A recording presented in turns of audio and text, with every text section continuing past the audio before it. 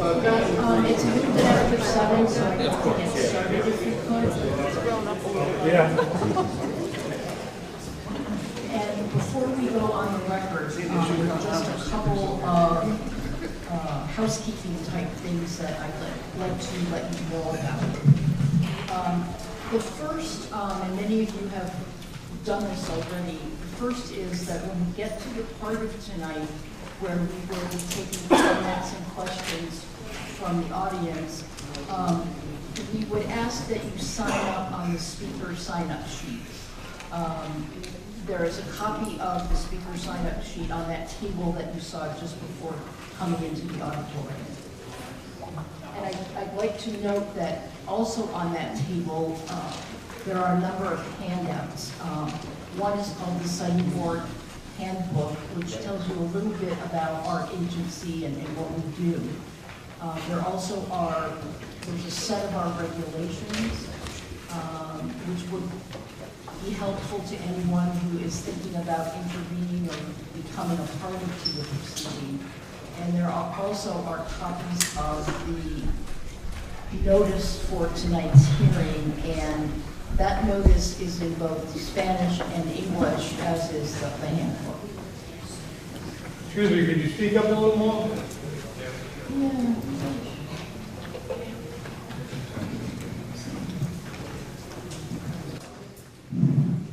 All right, let me try. Thank you for letting me know that.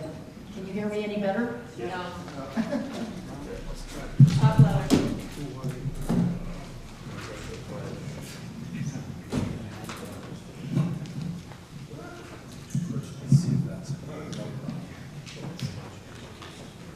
Testing, better, right? Okay. Thank you. You're quite welcome.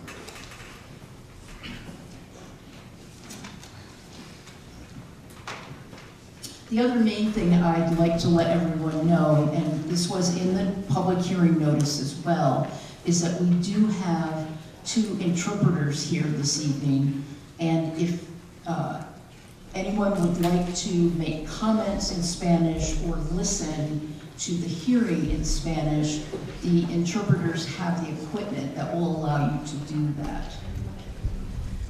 I don't know where they are at the moment. Oh, there they are. If you could just raise your hand again so people can see where you are. You're free to go over to them at any time in tonight's hearing, and then they'll take you back to, again, that table right outside the door, which has the headsets that you would use if you wanted to hear the hearing translated into Spanish.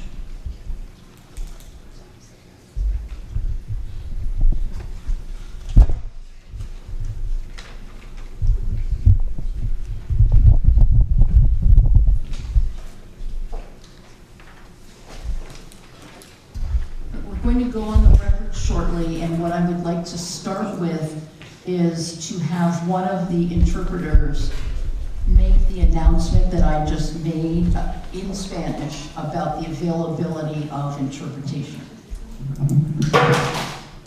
Buenas noches. Nosotras estamos aquí para ayudarles con interpretación al español. Si alguien necesita el equipo, por favor podría levantar la mano para que pasemos a la parte de atrás a recogerlo para que puedan escuchar todo en español. Thank you.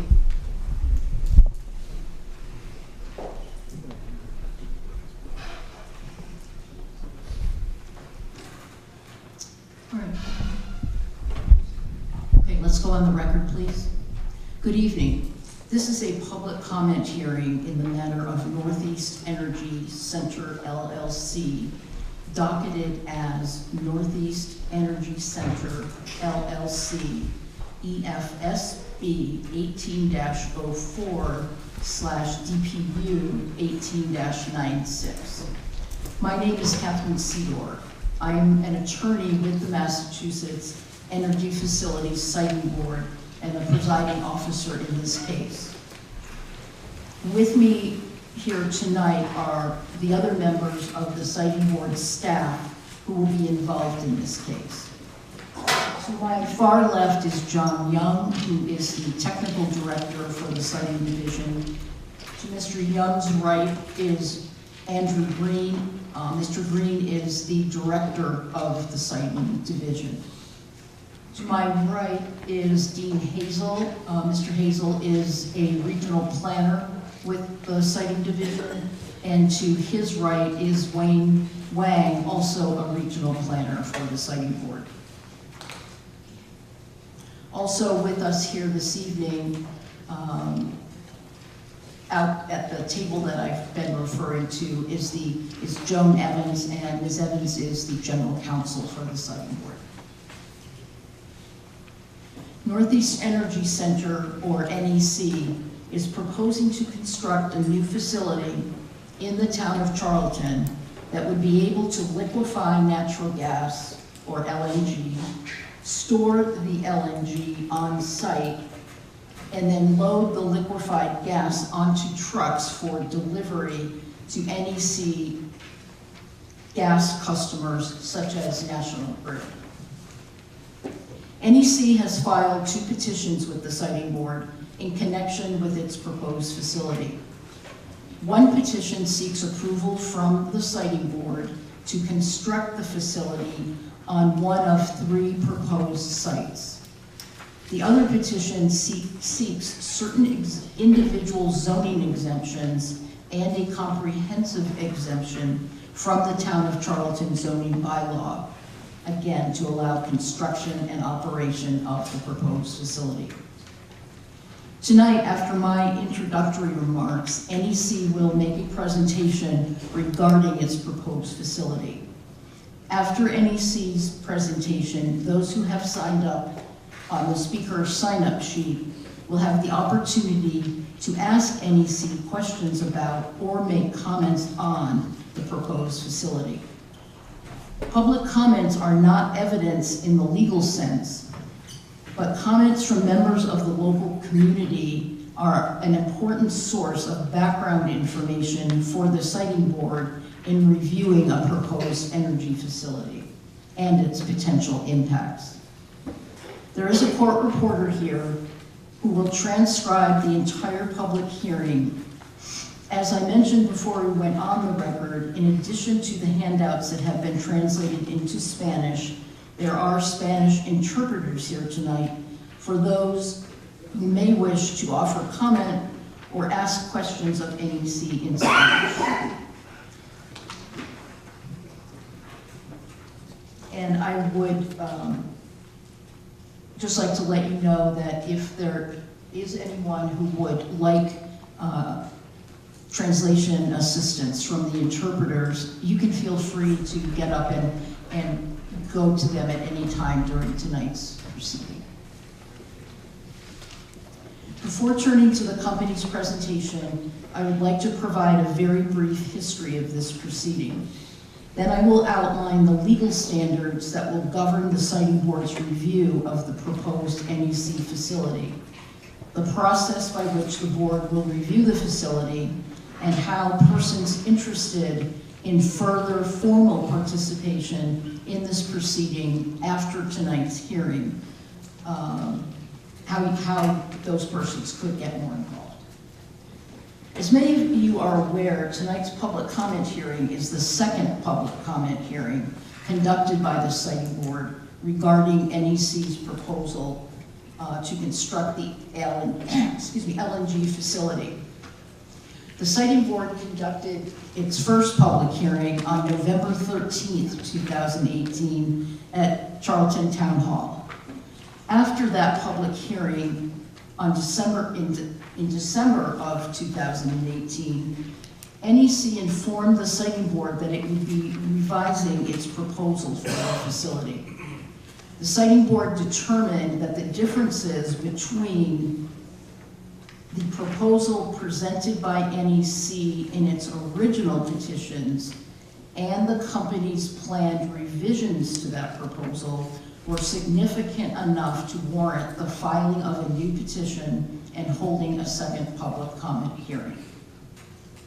As the siting board has indicated in previous communications, This second public comment hearing also includes a second opportunity for the filing of petitions to intervene and petitions to participate in the proceeding, and I will address that a little more specifically in just a couple of moments.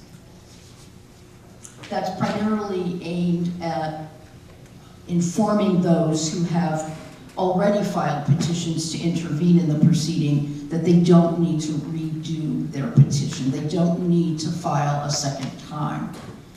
If, however, those who have already filed petitions wish to update their petitions, perhaps in response to some of the changes in the project, everyone who has already filed is welcome to file again.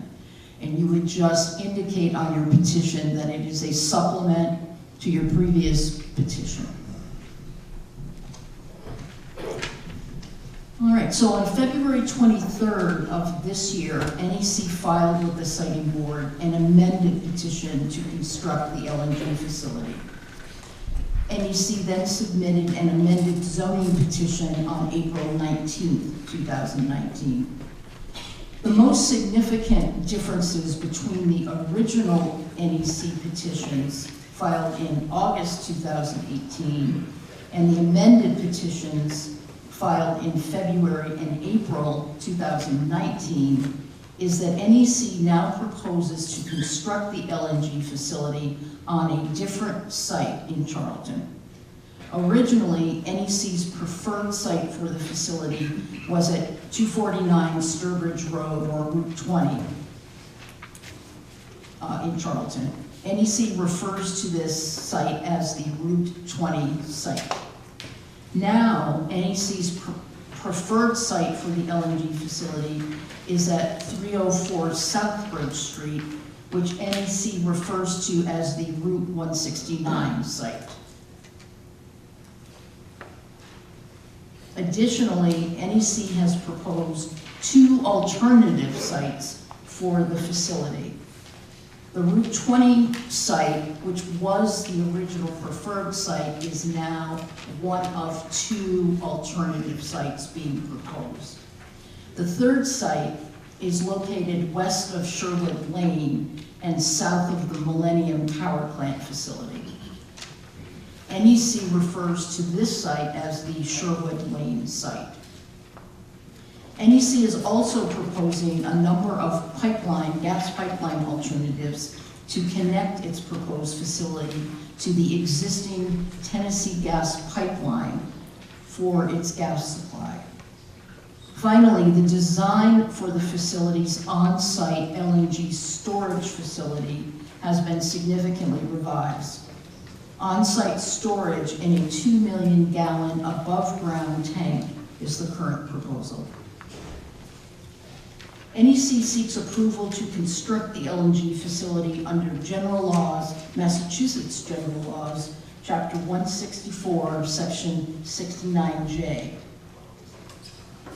Under this provision, the Siting Board will determine whether the facility would provide a reliable energy supply for the Commonwealth with a minimum impact on the environment at the lowest possible cost. The company also seeks approval pursuant to General Laws Chapter 40A, Section 3, for the individual zoning exemptions and the comprehensive zoning exemption that I mentioned earlier. To receive approval for the company's requested zoning exemptions, NEC will need to demonstrate, among other things, that the proposed project is reasonably necessary for the convenience and welfare of the public. Now, just a few words about what the Siting Board is and how our process works.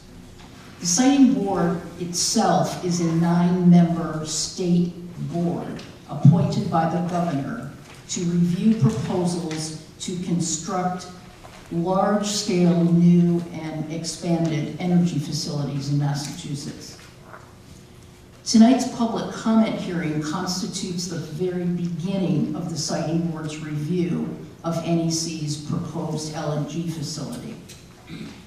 Over the course of the next several months, the siting board will require the company to provide additional information beyond what is contained in its petitions regarding the proposal. After completion of this information gathering process, referred to as discovery, the siting board will conduct evidentiary hearings in Boston.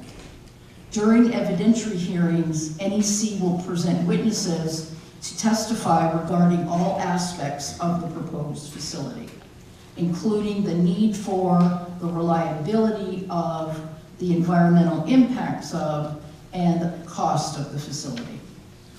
The siting board and any other parties to this case have the opportunity to examine the company's witnesses live under oath and to ask the company to provide any additional information necessary to adequately review the company's proposal.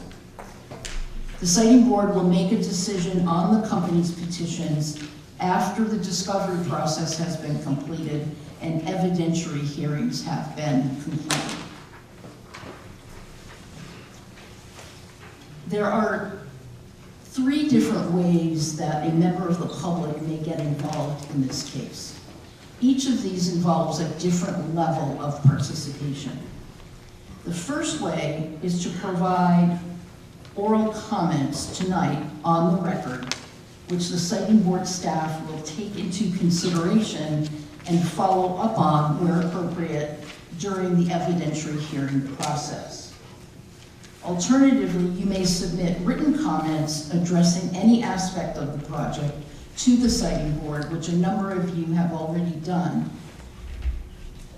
You could submit your written comments tonight or at any time after tonight while the proceeding is ongoing. I will note that comments are most helpful to staff if they're submitted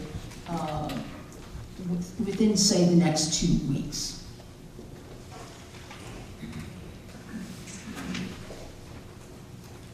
The second way to get involved. I just want to, sorry to interrupt you, but when you say comment can be submitted, it said till June 12th. That's right. There's no way to extend that to the 14th.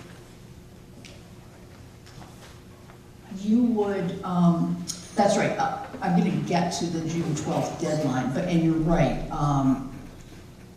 This is a second continuing town meeting. It's supposed to be something important for people to discuss at that meeting. So you're cutting them off. I just want to let you know that. No, I appreciate that information. What day is the town meeting? 13th. The 13th. Yeah. No, right now is What I would ask, and I'm hoping this won't be asking too much of you, if you could email me and put that request in writing, I will consider that to be a motion to extend the comment period beyond June 12th. And maybe you could propose a date that you think would work for everyone. Okay, you're quite welcome.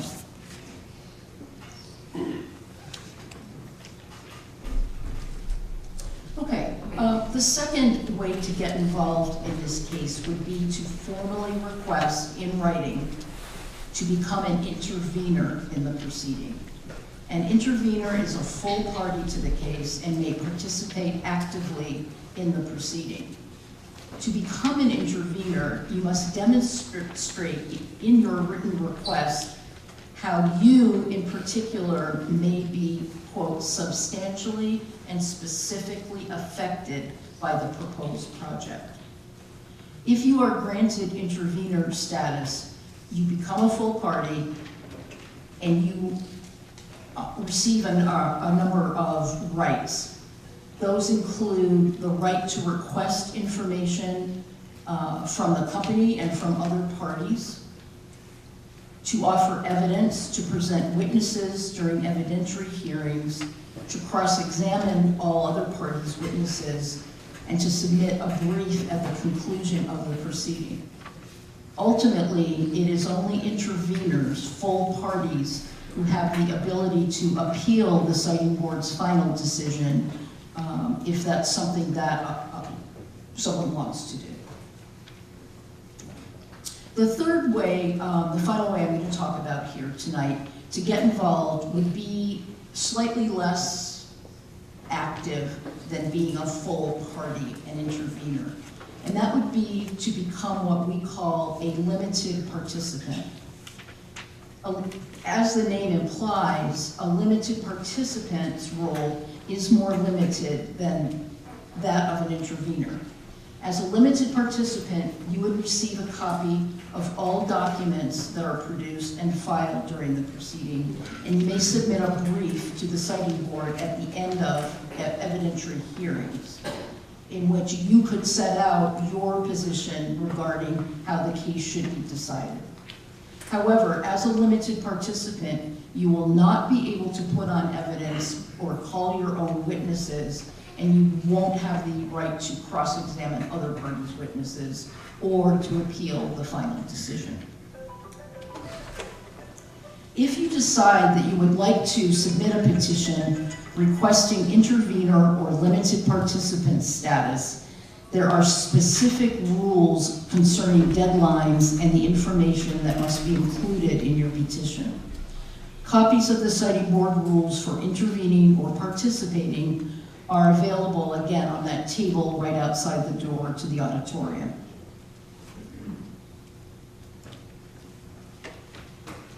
There also is some additional information both in the formal notice for tonight's proceeding and in the citing board handbook. There's a section about how do I intervene in a citing board proceeding.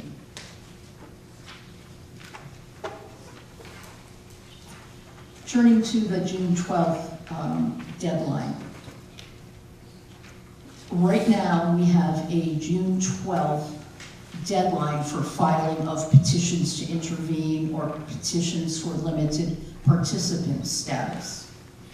That's our customary period that is 2 weeks after tonight's public hearing.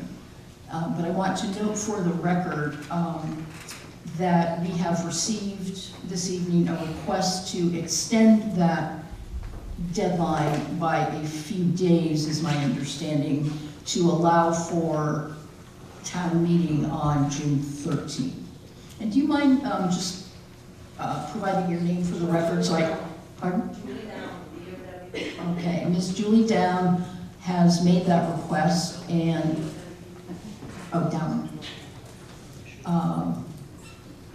and will be sending staff an email requesting that extension in writing.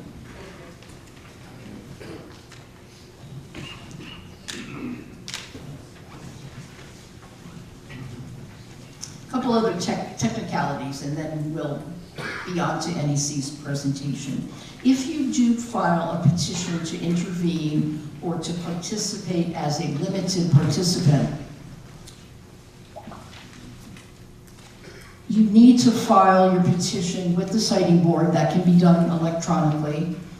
And you also need to file a copy of your petition with counsel for NEC, Mr. James Avery, who I think will be introducing himself shortly. The addresses for the citing board, including email addresses for both citing board and for Mr. Avery, are set forth in the public notice of tonight's hearing.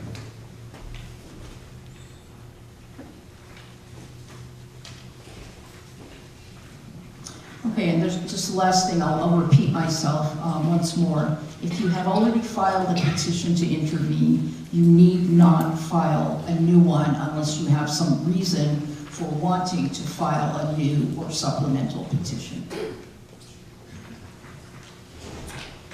All right, at this time, I invite NEC to present its project. Immediately after that, I will explain the procedures that we will follow for taking comments and questions from the audience. And we will hear from those of you who wish to speak tonight. I would ask counsel for NEC to identify himself for the record. My name is James Avery. I'm with the law firm of Pierce Atwood in the Boston office, and I'm representing NEC before the citing board. Thank you very much, Mr. Avery. Which reminds me, the way we have set things up tonight is that NEC will be responding to questions and comments using that microphone where Mr. Avery is standing right now. We will be asking members of the audience who wish to speak to come up to the microphone there on my left, on your right. That makes it best for the court reporter to make sure that we're getting everything down for the transcript. Mr. Avery, I would ask if you would like at this time to present someone from the company to make a presentation on behalf of the company. Yes, thank you very much. Just a brief remark. I thank you for the procedural summary. It is a bit confusing with site board practice having a preferred and then must present alternative locations. NEC appreciates everyone's participation here tonight.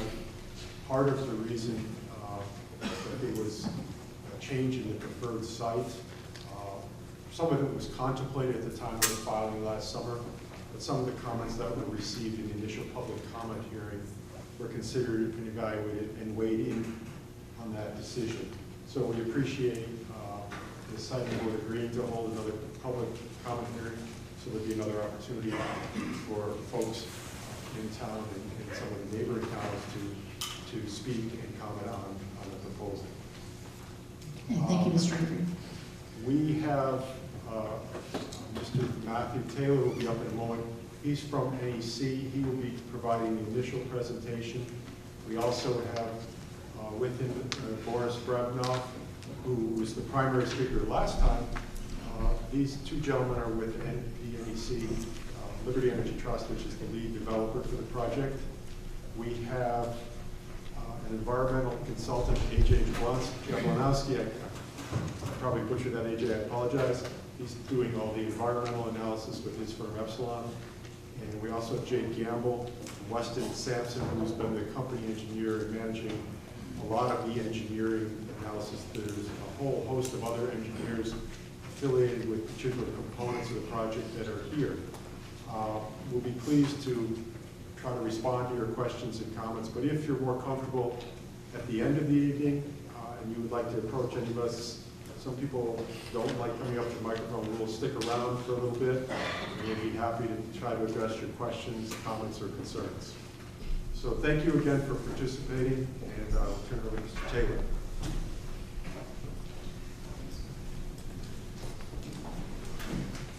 Good evening.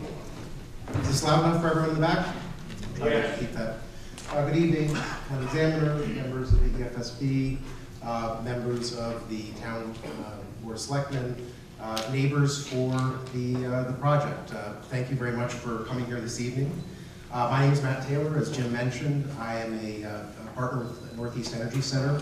We are developing this project here in Charlton, and I work with our firm on a number of energy projects, both in the U.S. and abroad, developing both energy, LNG, and other infrastructure projects in the related area. So I'm originally from Boston. I work out of our Philadelphia headquarters, but I'm excited to be back in Massachusetts working with this project. I'll be describing the enhancements we made to our proposed LNG facility in Charlton. As was mentioned when we did the full proposal last summer, we've had an opportunity to do additional engineering and environmental assessments. And as a result of that, we changed our primary preferred site location, as was mentioned, from the Route 20 location to the Route 169 location. And we changed the tank design as a result of this facility. Those are really the only two substantive changes from the proposal that we went through last summer and a public comment hearing in November.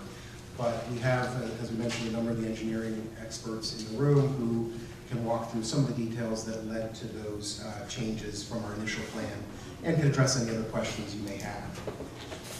As you heard, when we filed a petition with the Commonwealth's Principal Energy Agency last summer, we had to identify alternative sites in addition to our preferred site. And that discussion had led to us identifying the Route 20 site as our preferred location. And we had identified sites on 169 as a potential alternative site. Our initial position really has not changed very much from the underlying engineering, but the locations have some different flavors, some different pros, different cons. A lot of that did come from feedback we heard from neighbors and other engineers. And we had indicated at the time in November that we were looking at this 169 site very seriously and wanted to get more information about that. And obviously, for us being located near the Millennium Power Plant, has some interesting synergies. It's an industrial part of Charlton, and it is at a nexus of a number of energy corridors within the town of Charlton, sitting on the gas transmission as well as the electric transmission lines in the Commonwealth. We're going to continue to have conversations with neighbors, with members of the business community, township, government officials, selectmen, anyone who we can reach out to and show the plans in some more detail to get some more comfort with this facility as this goes through the development, permitting, construction, and eventually the operation of the facility as well. And that's an important part of this public hearing here tonight and something we want to continue going forward. But as I mentioned, these additional analyses and consultant reports and engineering analysis really left us with the preferred location moving away from Route 20 to the Route 169 location. Route 20 has a number of environmentally sensitive areas, wetlands around the location. Route 20 obviously has some traffic challenges. There was an accident here on the way over tonight. I don't know if any of you had to fight through that, but we are aware of some of those issues on the Route 20 side. So we had two site locations within 169, as was mentioned. We have our preferred location right near Incom, right on 169, and then we have the alternative site on 169 called we call Sherwood Lane, just a little bit further north, closer to the Millennium Power Plant. And these two sites have different flavors, different pros, different cons, but it is where we have identified both our primary and a potential alternative site.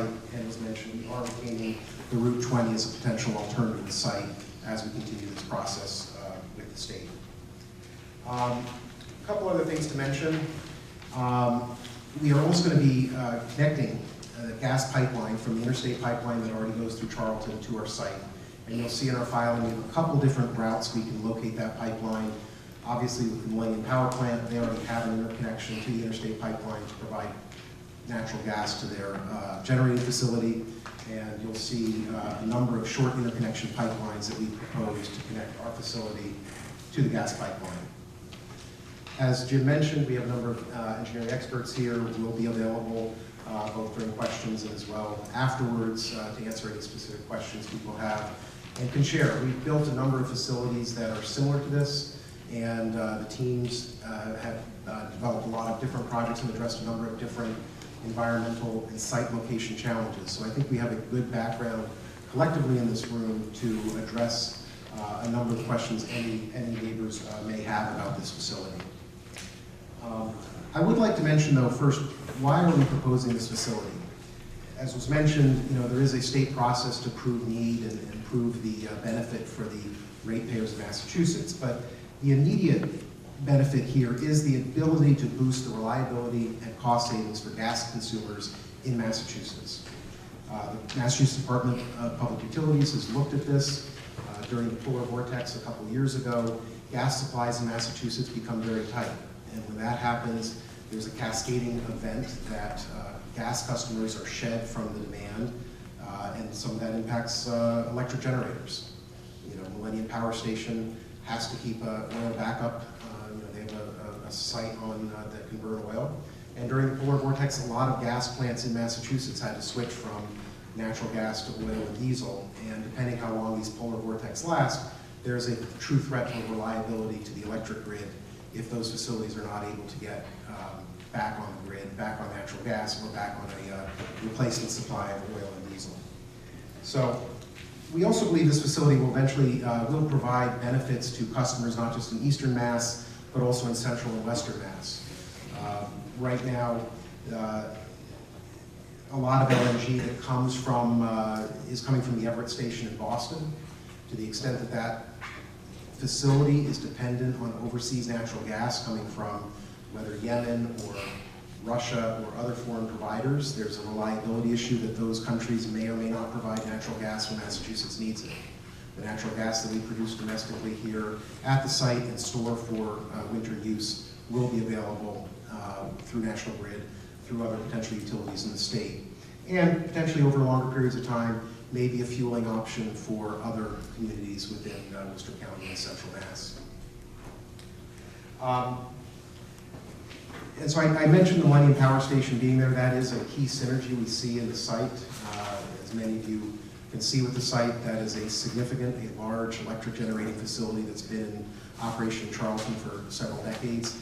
They are dependent on natural gas coming off the same pipeline that we're going to tap into, and we want to be able to help serve them in their need to provide electricity to the Commonwealth, as well as serving our needs to provide customer reliability for National Grid. Longer term, we really do see LNG as a fuel that can displace oil and diesel. Oil and diesel are far dirtier when burned than natural gas. And there's a lot of industrial applications, especially in New England, that are still running on oil and diesel that you don't see in Europe, Canada, Asia, and other countries. And we believe LNG eventually will be displacing bunker fuel for maritime transport. We believe the rails, which run 100% on diesel oil in the US, will eventually switch over to an LNG solution.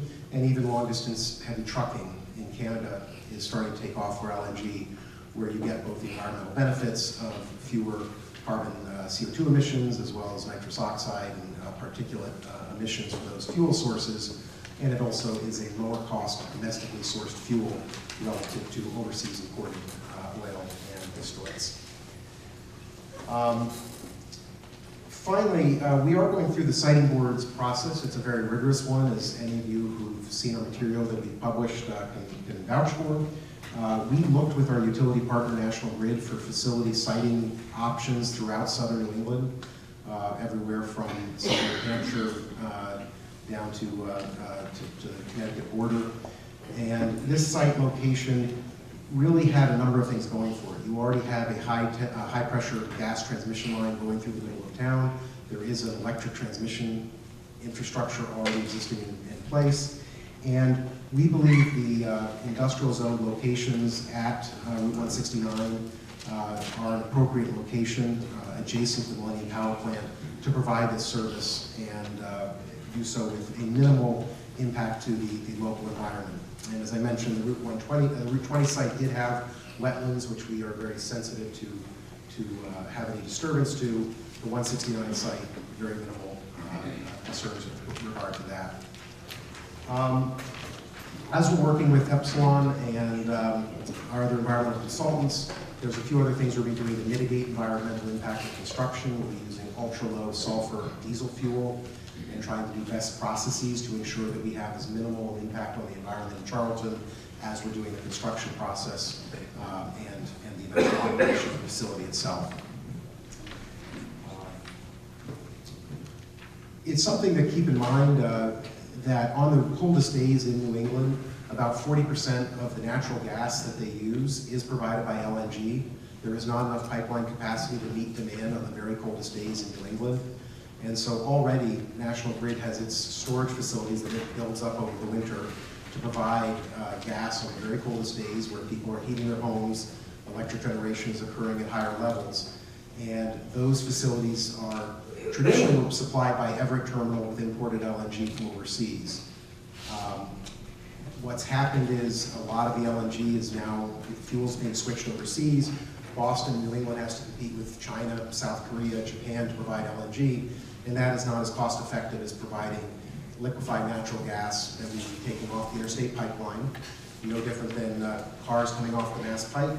We will take gas off the interstate pipeline on days when there's not a constraint, there's not a traffic jam on the pipeline.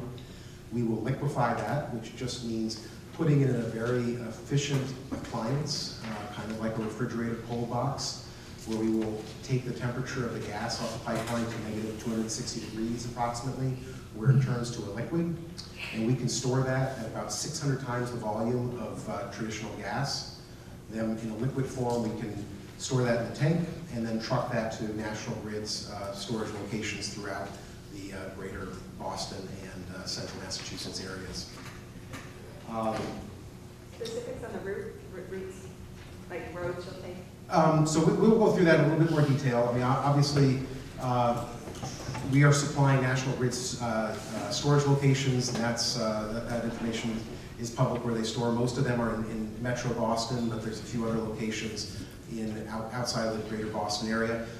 Most of those trucks will be going up to the Mass Pike, up to Route 20, and connecting over to generally go east, although there are some sites that will be more north towards Worcester and west. So we can provide more detail after that. Finally, there was some 2 million gallons. A lot of times when we deal with energy, it's hard to get a sense of what is a 2 million gallon tank. And one of the things to sort of point to is if you've seen the Millennium Power Plant, you've seen about a 1.4 million gallon tank of diesel that's sitting there at the site today. It's been sitting there for 20 years.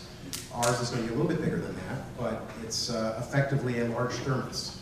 It's a double-lined thermos where the liquefied natural gas at very cold levels, it's a stainless steel interior tank, and it's surrounded by a thick concrete tank outside of it, which is large enough to contain any potential spills of the internal thermos tank. It's relatively simple. There's not a lot of equipment that is used to keep that in place. And all of our designs will meet or exceed both the federal and Massachusetts standards for design and operation of that facility. For us, the larger tank provides a little bit more flexibility. We have proposed using 10 what we call bullet tanks, 10 100,000 gallon tanks at the Route 20 site. Here we're using a single 2 million gallon tank that we will have some renderings to show you. It's not very visible from 169. There's a slight grade, but we are well below where the solar field is off of 169, and there's a fair amount of tree coverage on that site as well. So that is sort of where the facility is today. What we believe, though, is this is still the start of a process. We are actively engaged with members of the community, government, planning board, broader state representatives, and we want to keep that dialogue going, not just today, not just through the planning process, but through construction and operation of this facility.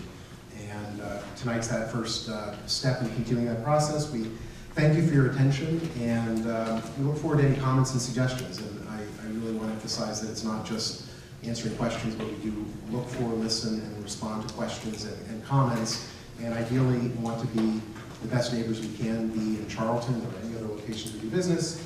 And we will take any sort of reasonable steps we can do to address any questions or concerns that you or your elected officials bring up in this process.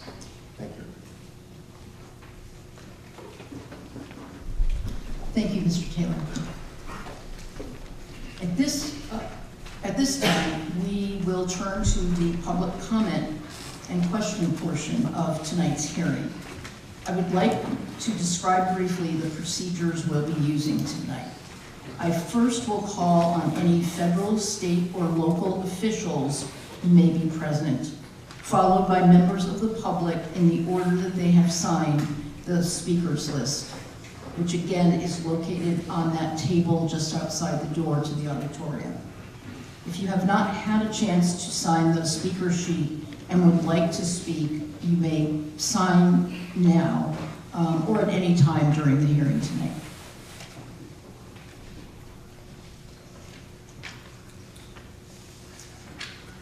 We would ask that when you're called on to speak, again, that you come up to this microphone to my left and that you state and spell your name for the court reporter and state your address. Are there any federal, state, or local officials here tonight who wish to make comments? Or members of their staff? Hearing none. Oh,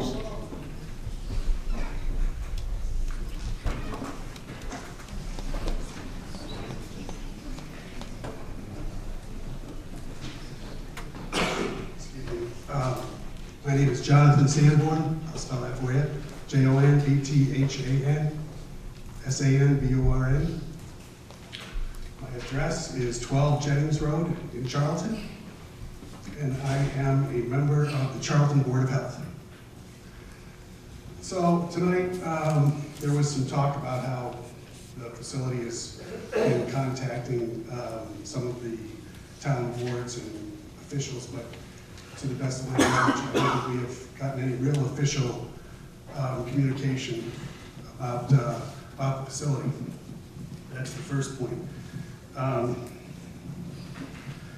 I had some questions, but I think I'll start off with some traffic safety concerns, just to bring these up. I'm not sure if there's a traffic engineer that's involved with this. I would assume there is at some point, but I'll just bring up a few points here. I won't take up too much time. First of all, last year, according to the Telegram and Gazette, there was a story in the Telegram and Gazette regarding traffic accidents in Charlton. Over the past 5 years, there was a 57% increase in traffic accidents within the town. Furthermore, Officer McGrath, who is here tonight, who was part of the Civilian Traffic Commission that did the study, said that the Route 20 intersection at Route 169 has been identified as the location where the most major accidents and injuries occur. Okay. And actually, I can provide, I've got some copies here if you'd like. I can provide those. Sure, that would be great. Okay, I'll make those over a minute. Secondly, I talked with a state police accident reconstruction specialist, and he has done some accident fatals and near fatals. They get called out for these, and he told me that his big issue is Route 20. Now, as most of the people here in town recall, about 15 years ago, November of 2004, 3.65 miles of Route 20 was redone from the center of town and going towards the Oxford line, and that has helped tremendously in reducing accidents. However, the other parts of town heading towards Sturbridge or Oxford have not changed, and according to the accident reconstruction person from the state police, the state standard lane width is 15 feet, okay, for state highways. The minimum is supposed to be 12 feet. And yet, if you go on Route 20 out west towards Sturbridge, there are sections of that where the lane widths are as little as 9 feet. Rather concerning, especially since between those 4 lanes of opposing traffic, there's about a foot of rumble strips. There's no breakdown lane, there's no shoulder, there's just a guardrail, just to throw you back into the traffic. So then I started thinking, well, geez, how wide are these tractor trailers? And again, I have copies of this. This is from the transportation website that says that the width of an average trailer is generally 102 inches or 8.5 feet wide. So you've got, if they're going down the middle of that lane, it's 9 feet wide, they've got about 3 inches on either side of the trailer before they're out of the lane. So I just hope that they would take this into consideration. I know that there's other issues, so I'll let people speak to that. In the meantime, I will hand over 3 copies of each from what I just presented to you, if I could. Thank you. Thank you, Mr. Sandlin.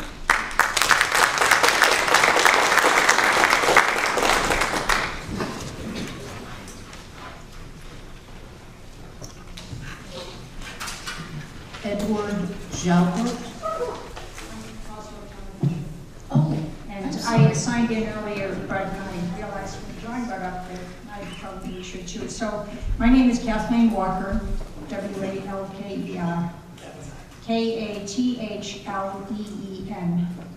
and I live at 96D Baker Pond Road in Charlton. I'm the Vice Chairman of the local Board of Health. I found out about this meeting from a friend of mine who's on the Southbridge Town Council, and he was very surprised that the Board of Health had not been notified or contacted in any way. And I went to your website, and there's a whole list of town departments that have been contacted and that you've been in touch with, which I think is excellent. I just I'm a little bit uneasy about the fact that the Board of Health has not been contacted, and if perhaps there's no health issues to be dealt with, but I kind of doubt that. So I would like to express my concern about that. I would also like to ask to become a limited participant, and I would also like to invite somebody from the company to come to our next board meeting, which is on June 11th, and discuss with the full board some of the concerns that the other members may also have. Thank you. Thank you very much, Ms. Walker. And I'm going to assume the company will meet with Ms. Walker if she's able to stay through the end of the period to discuss the June 11th, the possible June 11th date.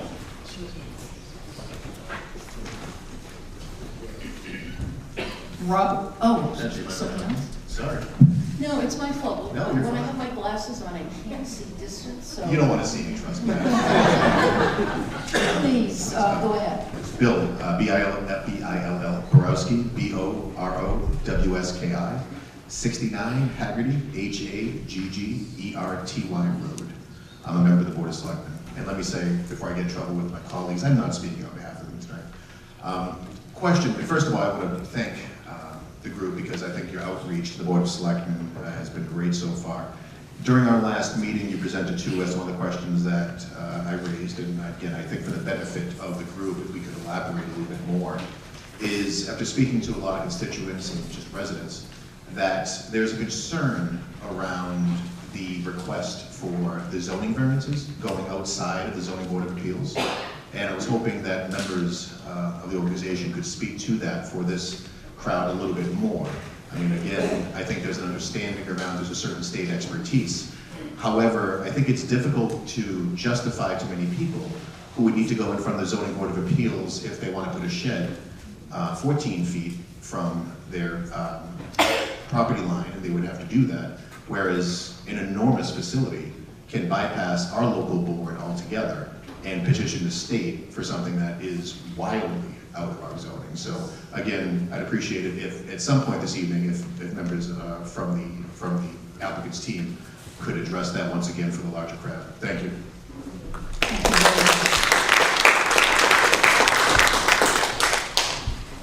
Mr. Avery, would the company like to address that question now, or? Whatever your preference would be. Okay. Let's take care of it now, then we'll move on. Thank you. If I may, I've permitted a lot of facilities, and zoning bylaws tend not to fit real squarely with a lot of energy facilities, and often are inconsistent with some of the design and safety codes that are there. There's a number of things that just aren't permissible. One of the things, for example, is a requirement that a gas tank be underground within your zoning bylaw. By design, by code, it needs to be above ground. So there's at least a couple of real sort of stymies that would, if we were to comply with the zoning bylaw, would not be as safe as those standards would be. So it's rather common practice to go ask for these zoning exemptions. But I think one of the things that we've attempted to do and agreed to do is to, because we can't get if you will, a solid approval from the zoning officials that would enable the company to build the facility in a safe, compliant manner, to go through the same process informally and sit down with the zoning officials in the town. And if there are conditions, we will agree to those that might be put in an order, just like the people you mentioned that would have to go in for the shed. We'll do that informally, but there's a couple areas that there's just this inconsistency, which is why we bring it to the state experts to make sure that we design it safely and consistently. So we try to be respectful of the interest of the town, but also recognize that the experts at the site board will be the ones that really have to decide on the design that we propose, making sure it's consistent with requirements of various regulations. I hope that addresses your question. Thank you. Thank you. Thank you, Mr. Avery. Robert Kuchalski.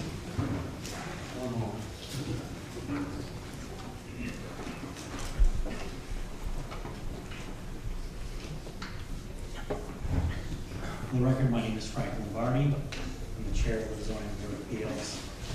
It's LNG just like the coach. Excuse me, losing my voice a little bit. Just for the record, the company did reach out to the zoning board of appeals about 2 weeks ago for an informal meeting with the chair. At that time, the board, I am speaking on behalf of the board, by the way, the board has authorized me in open meeting to speak tonight. The board decided that at that time, they didn't necessarily see a benefit. I guess the board was looking for more of some sort of meeting with the entire board in an open meeting forum. I don't think at this time the board is necessarily opposed to the project, but we can't necessarily make any sort of zoning determination because they haven't really seen us in any manner as of yet. So hopefully council will contact and set something up through our secretary for some sort of meeting. Thank you. Thank you, Mr. Lombardi. I put my name on the list as well, so Oh, okay. I don't.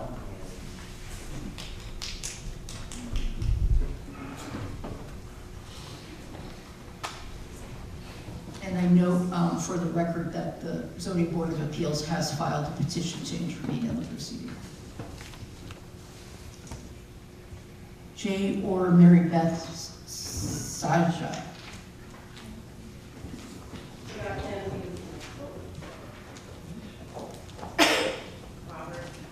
You're right. You're absolutely right. Robert, please come up to the microphone. Good evening. My name is Robert Puchalski, Puchalski. My office is located at 318 South Beach Road, California. And just a couple of quick, easy, simple questions, I guess, is number one, I'm concerned, or not concerned, but I'd like to know what the hours of operation would be in this facility. Number one. Secondly, the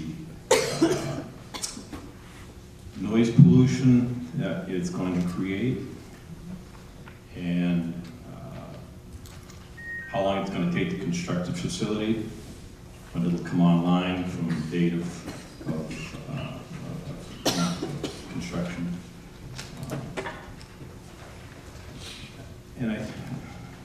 And if there's going to be any odors that are going to be emitted from the operation, that the area, that the community is going to be impacted by. And if so, how are they going to be treated and how it can be handled?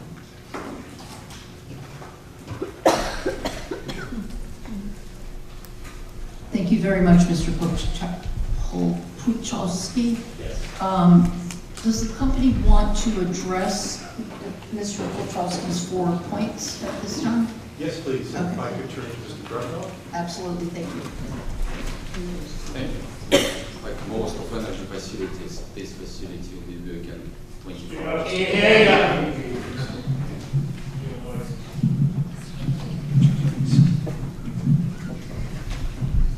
Is it better? Yes. Yeah. Like any energy facility, this facility will be running 24 hours a day. And most of the time will be during availability of gas, so it will be warm time of the year.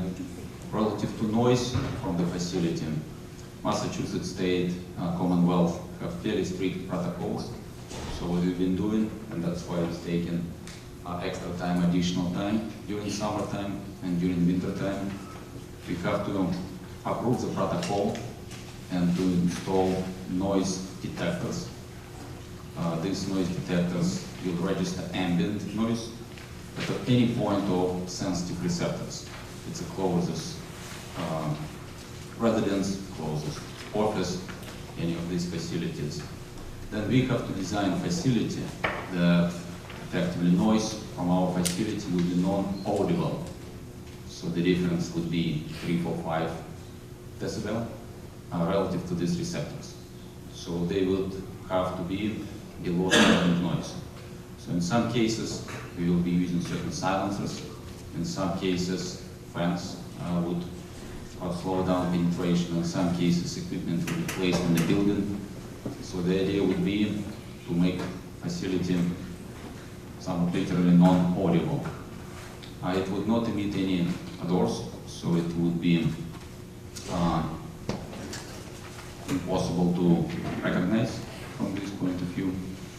And as discussed, we will continue to stay in touch, we will continue to take advice, and we will continue to inform and to learn from the community and from the audience what is the best way and how to be helpful neighbor. Construction schedule a little bit hard to predict because of Massachusetts winter. So if copyright, it's probably around, when all equipment is ordered, it's probably about 1 summer long construction cycle. Depends when you start construction cycle, depends how quickly the winter is coming. If we receive the approval, we start the process. Most likely it will take summer, and most likely it will be commissioned next spring. So most of the equipment is skid based, so it's prefabricated, it's pre-manufactured. So when it arrives on site, it will be assembled, erected, interconnected, and commissioned into operations. So most part of the equipment, all parts of the equipment are standard. They've been around Massachusetts for half a century. Obviously environmental controls, safety controls have been improved. But nitrogen double expander is, for example, in Springfield, has been working for the last almost 50 years. For the hours of operation, is this going to be 24 hours? 24 hours.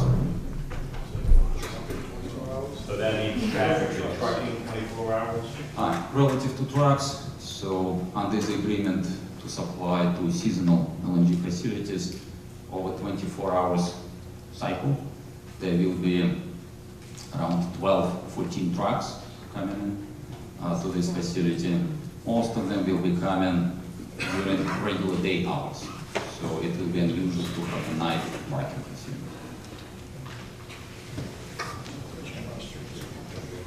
Maybe following up quickly because it's related, if I can. Sure. Related Please. to traffic question.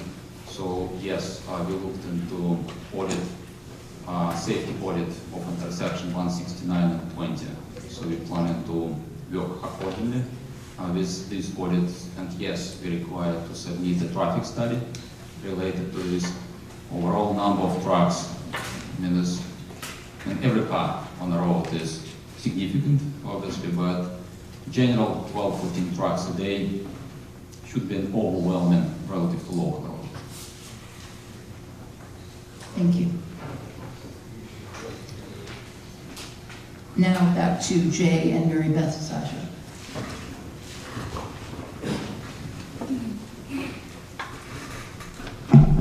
My name is Mary Beth Saja, and that is CZAJA. We are at 278 Southbridge Road in Charlton. Our business is North American Tool and Machine Corporation, and we're the little L-shaped piece of property right below the Sherwood Lane, or Sherwood Road property. I have a list of questions, and I know the Bruins are on tonight, so we all might want to do something else. But my first question, I was actually hoping, I appreciate the town officials that are here tonight. I was hoping that there would be more town officials, because I'm not sure if some of my questions are really for the town of Charlton, or for your board, or for our new friends here at NEC. My first question is, I would like to know what type of, is there any tax incentive that the town of Charlton has offered this facility? None that you're aware of, okay. No, nothing been offered. Okay, the next question would be, the next question would be, since thankfully you've done so many of these facilities, what has the history been on the effect of property value? Depends, because these facilities are located, as I mentioned, just in Commonwealth. They're located in Boston, they're located in Providence, they're located in Springfield. So, in our case, what we hope, as Matt discussed, that the facility will be actually helpful, good neighbor, because one of the logics is that facility effectively allows access to a pipeline, gas pipeline that are coming along. And we hope that not only facility will be taking the benefit of this pipeline, because right now town does not really benefit from this pipeline. You have high voltage transmission corridor, you have the pipeline, but you don't have benefits of this. In this case, Charlton will start to benefit from this supply of gas, and we believe that Charlton commercial residents first, just easy to serve, will start to see benefits of natural gas. If just one of the reference related to Massachusetts energy website, the difference by heating your house with gas relative to heating your house with electricity is $3,500. So you tell me how big difference in the budget of a regular Charlton family, annual $3,500 is. Does it increase value of the house if you heat it by cleaner fuel, which is less expensive, or does it diminish the value of the house?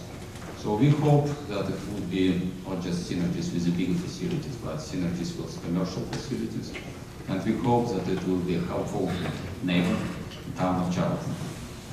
Do you know how many homes in the town of Charlton actually use natural gas to heat? Are they more oil, electric, or natural gas? Mostly it will be oil, propane, or electric.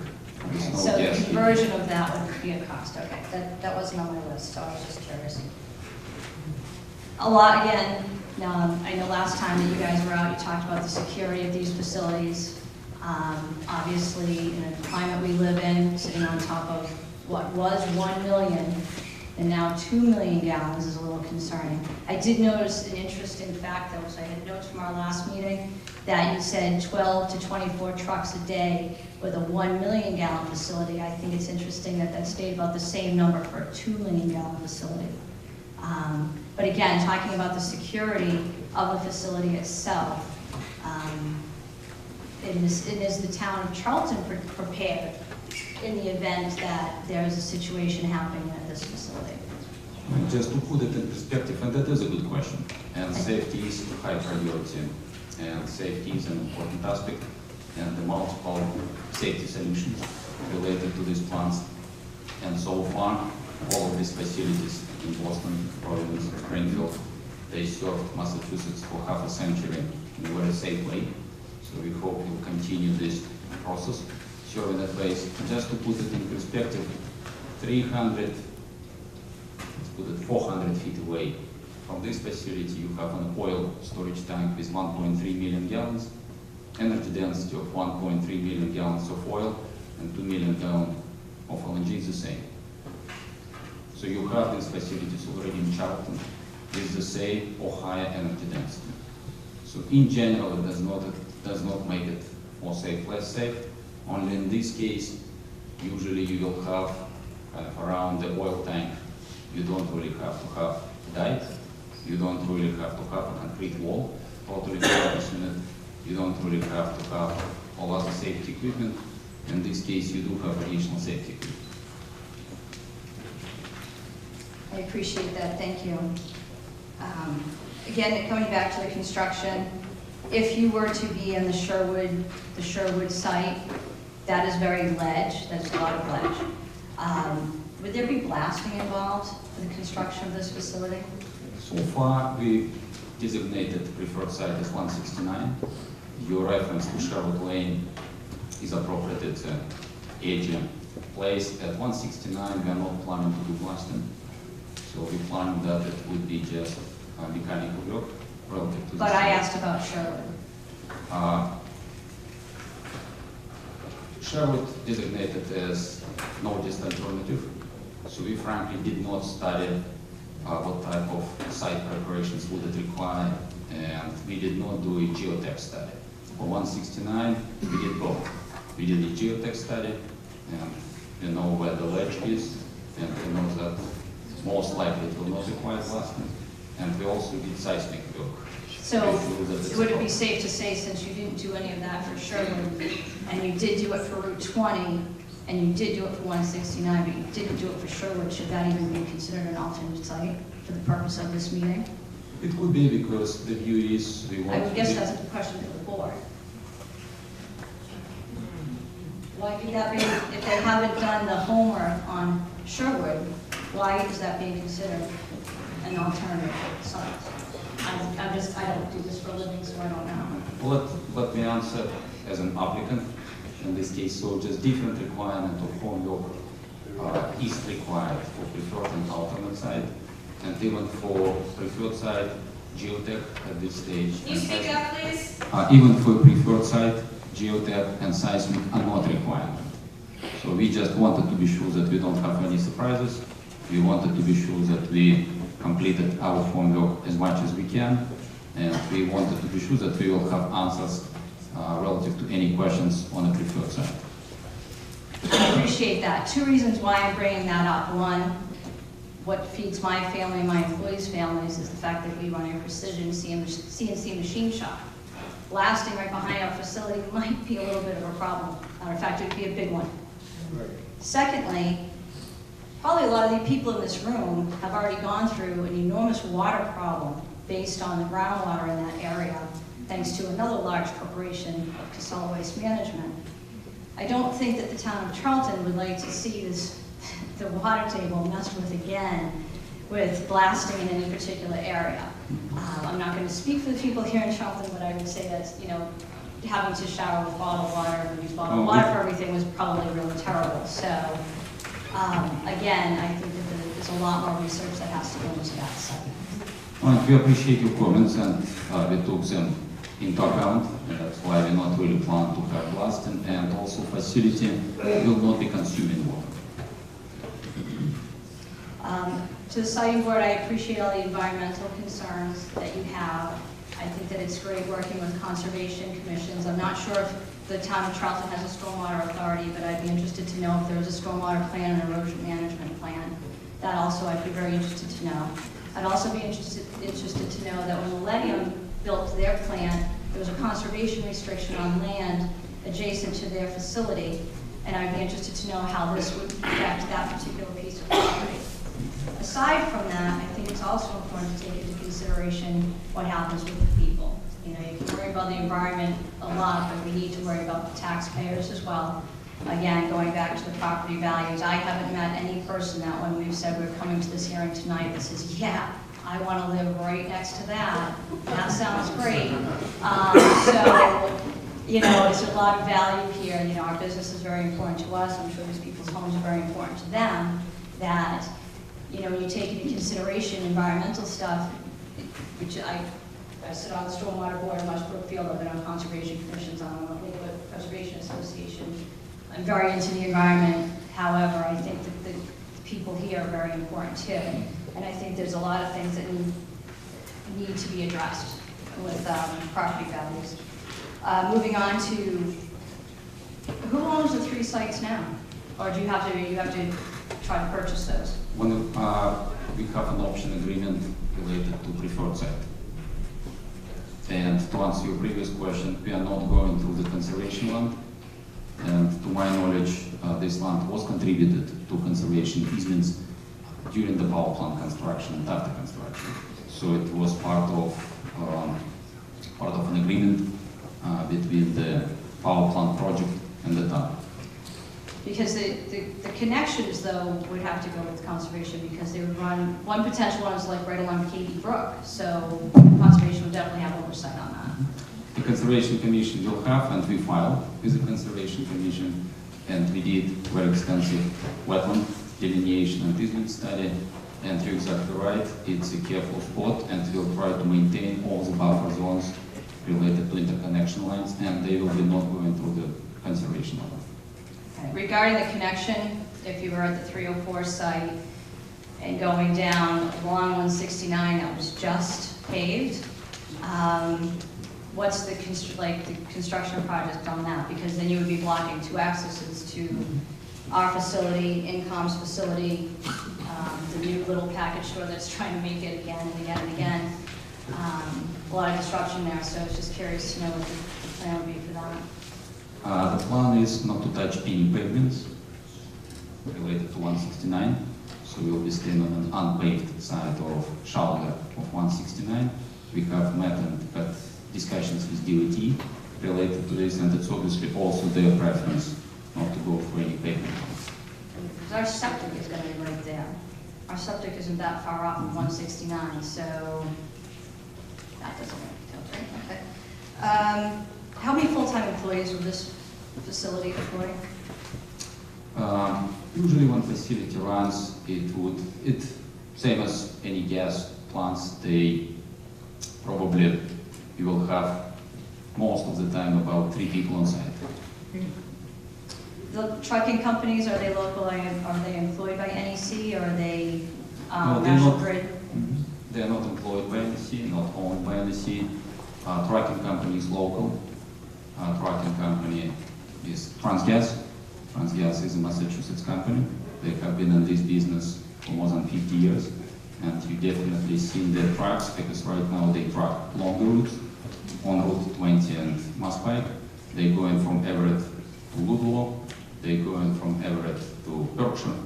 They go into different places. So this is Union, Transgas company. And as I mentioned, they've been in this business for half a decade, and they do have stellar safety record. How about the construction company? Will that be a local construction company as well? But we have few representatives from a construction company. It is a local company, Bond, and they do construct all over Commonwealth. They have enough experience. One of the latest projects they do in construction for MIT, and I'm sure the audience is asking even tougher questions at MIT. And I'm sure that they do meet very high technological standards. I would just like to see as many local people involved as possible. That wasn't supposed to be a trick. That's, so far, I think I'm only the one who is not local, so that's why I'm speaking. The rest of participants are local. Western and Sampson is local. Massachusetts are working from a Whistler office. AJ is local. Salon, Massachusetts Associates. Bond is local. So Pierce Atwood is local. So far, as I said, it's only me who's Yeah, we're kind of talking Charlton jobs. Yeah, right. You're not gonna get any jobs out of it. I mean, it is Could a everyone careful please- balance. We right? can only And have one person speaking at a time. we do enjoy cooperation, but we also need to be sure that even locally we are finding the best expertise. Just one last thing about the trucking comments and all the accidents on Route 20. You know, we lived through Route 20 under construction. We lived through 169 under construction. We lived through accidents in that area all the time. We lived through when accidents out on the Mass Pike, and that area gets backed up all the time. We've lived through the dump trucks going to Casella that lined 169 that our employees couldn't even get into the business in the morning. You know, we've lived through all that, but the concern is really the accidents and the safety. Will NEC be willing to help the town of Charlton upgrade perhaps some of their emergency management equipment or staffing? You know, I can give you an example. You know, sometimes when large companies like a Walmart goes in somewhere, all of a sudden the police force is overburdened. You know, that happened in the town of Leicester, for example. Is there anything, any consideration of that? We started the process, and we open to ideas, and we do appreciate these comments, and we are very serious about these comments. So we engaged with all 3 emergency response groups, Charlton, Southbridge, Sturbridge. And step 1, so we will be sending them to the Massachusetts Academy, Emergency Response Academy, and if they will come back and say, in addition to this academy, we need this, we need that, we definitely will try to do our best to be sure that people are well trained and well equipped. Thank you. Thank you all for your time. Sorry, it'll be.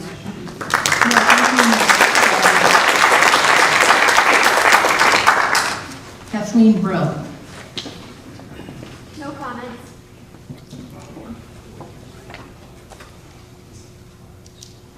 Jane Vran, me? No.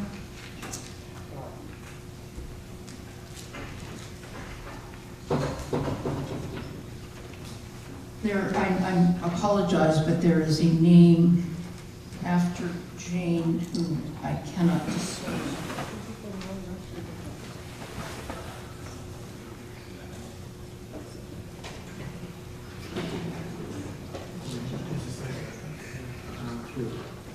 The address is 19 Meadow Lane, and I believe the first name is Greg. No comment. Thank you. David Barthelin. I'm going to pass. Okay. Thank you.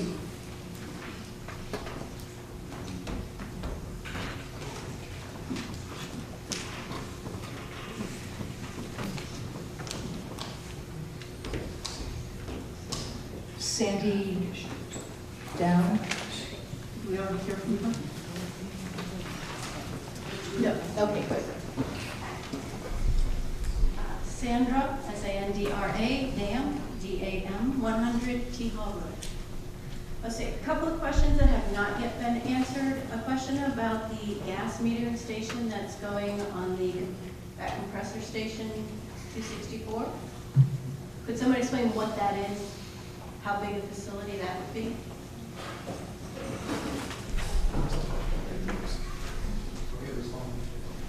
Pardon? Okay to respond. Yes, it is, and if you would just, for the record, speak your name and who you represent. Jay Campbell, G-A-M-P-L-E. I'm with Weston and Sampson, we're the owner's engineer for NEC. So the gas meter station proposed off of, I'm assuming you're referencing one of the alternate routes off of Cotton Hill Road? Yes, so the gas meter station is roughly, would be 100 by 100 foot area with a building that would contain metering equipment that Kinder Morgan would use to meter the gas that would flow to the facility. Would this facility increase the operating time of the current compressor station to be 24/7, 365 days a year? No, it's not expected that the NEC facility would increase the operations of the current Kinder Morgan compressor station. And are you adding existing pipelines? Like, are you increasing the size of the pipelines that are going through the residential areas? No, just adding a pipeline that would feed gas to the facility, but we wouldn't be increasing the size of any of the existing Tennessee gas pipelines. Okay, Thank you. I just have one comment I could make, if that's possible. You have this ambient noise that you say you test for. I mean, I live right next to the Tennessee gas pipeline, and I was assured that that would not be very loud, but I can tell you it's extremely loud when you're living next to it, and it is very disruptive. So I'm not really sure when this facility is in, for those neighbors that are living right there, it's a lot different than what we were led to believe. Thank you. Thank you, Ms. Dan. Scott Jamaica? Jamaica.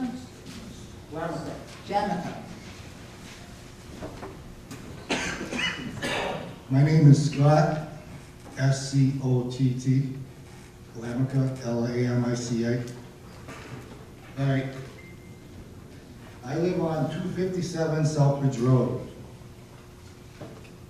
I have the biggest trophy I ever had before. I look at the power plant. And when that was built, they told me that they put awnings on my house. Sure, no problem. $3,500 later, 10 years later, they disintegrated. No problem. Another $3,500 on top of that. That's what they promised me. Another thing, traffic. Does anybody have records on how many accidents were on 169 this year? No, right?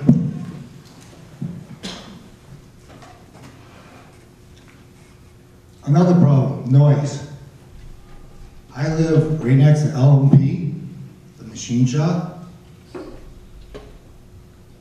and the power plant.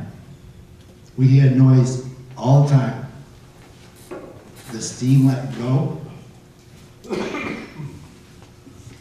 And others, the crane moving. We don't complain about it, but now it's time.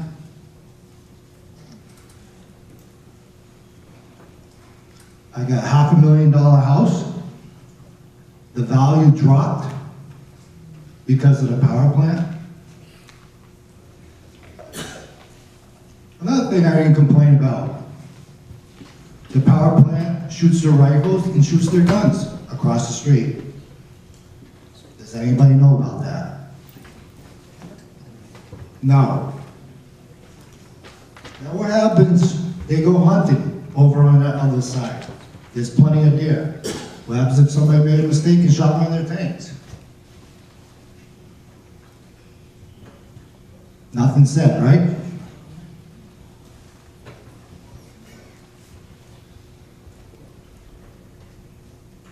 Another thing, Route 20, they put the treehouse there. Not a bad thing, but they didn't plan it out good. Look at the traffic now. Who's eating it? Charlie.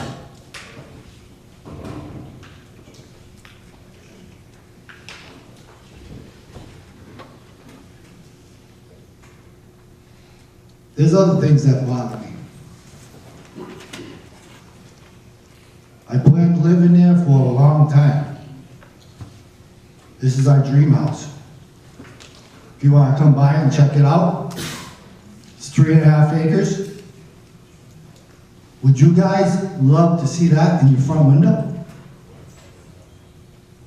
Or if it blows up, what do I tell my daughter? Goodbye. Do we know when this is going to explode? What kind of warning do we have?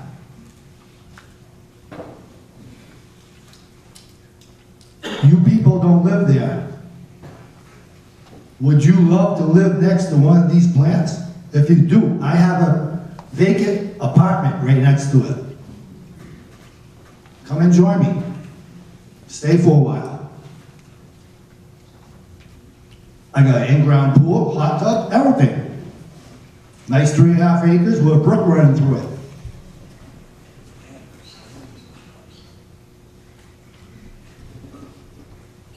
That's all I got to say. I think you guys should do your homework.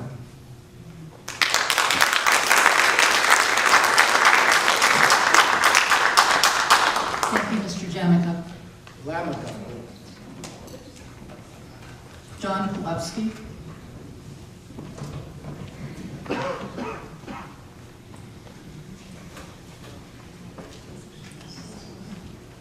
John Pulaski, John, PUL, I live at 87 Old North Woodstock Road in Southbridge. I don't live in Charlton. I don't know, we have the same state representative, I don't see him here. I'm disappointed about that, because you're a state board, correct? My primary question when I signed, I was curious how many trucks would be coming. It's my understanding, looking at similar size facilities, that they produce about 250,000 gallons a day, or approximately, so that seems consistent with the figure given by these gentlemen. But your town has taken a lot over the years. The gas spills from the Turnpike gas station, the horrendous situation that many of us are rather certain comes from the landfill that was approved. Something that I feel badly about, although the town approved it, I felt that the state failed to do its job. When you have a small community that handled enough waste, I know this isn't a waste issue, but we handled the waste of, 95% of the waste that went there was from out of our town. It was really beyond the capacity of our Board of Health to manage it. So the state kind of intervenes in that it allows things to go to small towns. And the small towns often don't have the resources to be able to have proper oversight. And when you call the DEP or the Mass Environmental Police, they're often reluctant to act until something bad happens. Then they show up. And that's my primary concern, even though if I applied to be an intervener, I'd probably be turned down because I live probably 4 miles, or at least 3 miles from the site. But I'm concerned that these little towns get bullied by corporations. These men seem like polite people that are answering questions. But beware, some people are concerned about reduced property values. My concern, like in Southbridge, we were told we're gonna have 600 jobs at the industrial park, and right now I don't think we have 6 jobs on the industrial park. The promises get made, money, what if you're told you're going to make a lot of money because of the tax there? Even then, I just want to remind people that when a community or town government accepts large amounts of money, there's some things that can't be replaced by money. You can't, like those people north of the landfill, that I think 99 homes that have contaminated wells. Yeah, they're bringing in water, but they're still right now washing in these chemicals that can permeate the skin. I don't really know about the environmental and health problems related to CNG. I appreciate that CNG is cleaner than other forms of fuel, but I just hope that the state, you folks, appreciate your responsibility. And remember that when you deal with towns that only have a population, let's say under 20,000 people, that they don't have the resources. And so please keep that in mind. Okay? Thank you very much.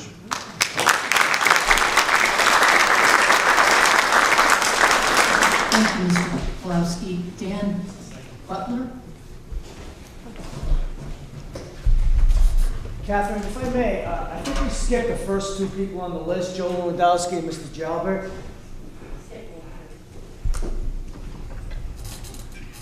All right, let me just check. Well, I write to Mr. Pekalski at the beginning.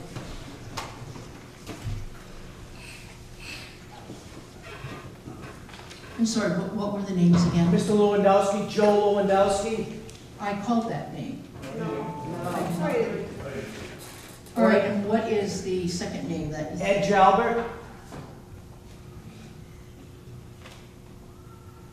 Second on the list. Yes, I do see that, and I have both of them checked off, but obviously that was an error on my part. Why don't we then take the 2 of you now?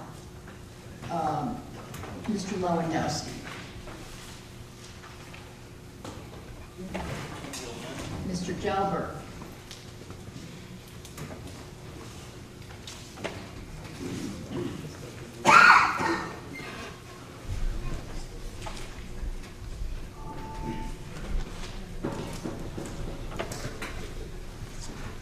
Joe Lewandowski, Lawendowski. I live on 39 Harrington Road in Charlton.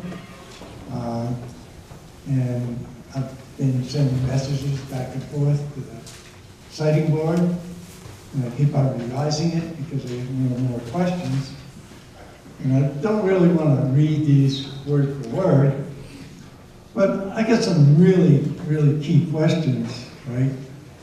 You're talking about to put a 2 million gallon explosive device in a tight quarter, very close to a highway, very close to at least 9 residences and 4 businesses on Route 169. Another 9 residences on Harrington Road, and a great number of new residents in Southbridge, all very close. How anybody in their mind, in their even thought process would think of putting that many people in that many facilities in such great danger. These facilities are not as safe as people say they are. You look at the articles, you can see many explosions, because people who take care of them do not take care of them. And that becomes a major problem in my mind. So this site, which is right on Route 169, which surprised me where it was. I thought it would be back up into the woods. I never knew there was a solar display area up there. Is absurd.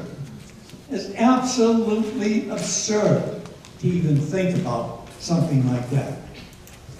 And what is this company planning to do for the town? In case of an emergency, are they planning to train every single fire person and police department person in Charlton, Southbridge, Sturbridge, Webster, who will all be on common assist, to come and assist? I've heard things that they've offered to only pay for one person from each of those departments. Come on, let's be real. That is absurd overall. And then you think of the size. What is the size of a 2 million gallon tank? He says, oh, look up at a diesel tank up at Millennium. Now, Millennium, diesel is not explosive. This gas is an explosive device.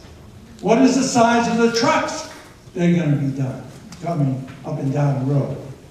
How many people really understand what you're facing in this situation? I have deep concerns about all of this. Now you're talking, oh, 169 is a better location. Why is it a better location? Because the company in charge of NEC is a hedge company, and they're looking for a lowest cost solution. Now, that does not make sense to me. And then they're talking about, as I read in the article, this is going to be a hybrid solution which has never been done. You really want to be experimental? You want to allow an experimental solution in Charlton? Come on. That does not make sense at all. And then you've got this site. How about people, fire departments access in case of an emergency? Is there enough room on 11 acres? You want to put a big facility like that on only 11 acres? You want to put a facility on like this on 100 plus acres. So you have buffers around the actual plant. So that if there is some emission layers, as if there's some gas escaping, it has time to dissipate before it reaches the general public. It doesn't make none of this makes any sense to me. Is there enough water available on site or for any piping? I look at what you did. I see the reason for a facility in Charlton because of the pipeline. But I don't see this or Millennium as an ideal spot. The original site one, in my opinion, is probably better, even though they talk about wetland protection. Now, if they're concerned about wetlands, that means there's going to be runoff, there's going to be dangerous materials going into the ground. What about the people who live in that area? Like I said, I have a long list. I don't really want to go through all every statement, and then what is the real number of trucks? They talk about 12 a day. Come on, let's be real. It's got to be more than 12 a day. And they're going to talk, and then you got 169. They're going to go to Route 20 anyways. These vehicles are going to Route 20 anyways. And you're going through, as the gentleman said, through one of the worst intersections in Charlton area. You want that to continue to happen, that would be a disaster. Any accident in that area. The closest access to the Mass Pike is the Route 20 location. Put a light there, put warning signs that there's a light, and have it activated when a truck is leaving that site. So that people know. I know it's not the greatest access point, you know, as I drive by it and check it, but there is a solution in that site. You know, and then ledge, I mean, they say there's no ledge over at that 1304 site. I can't believe it. There's nothing in Charlton that does not have ledge. Absolutely nothing in my experience here in town. I don't care what your surveys say. They're going to be blasting. You're not going to put a pipeline along 169 without damaging the highway, which the state's paid a massive amount of money to repair and put it into good running condition, right?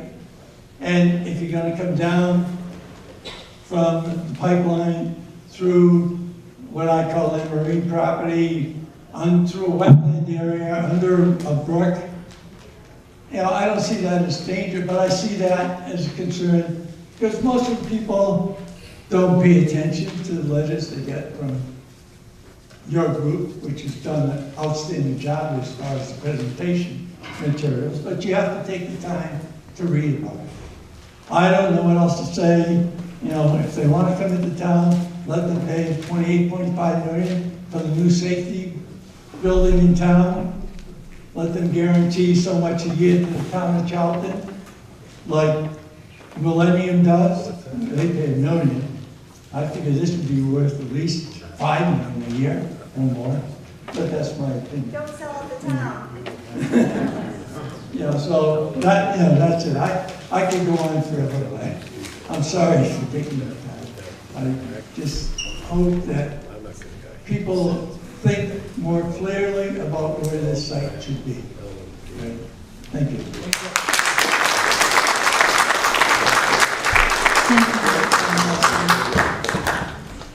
So let's try again, Edward Jalbert. Waiver. I'm sorry? Oh, you don't wish to speak, okay. He doesn't live in there. He just bought that place. He bought it. He's got to look at it. Dan Butler. Me? You?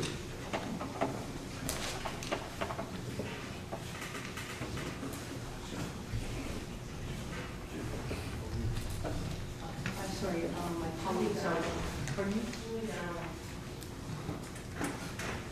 You are next after Kathleen Walker, but I think Ms.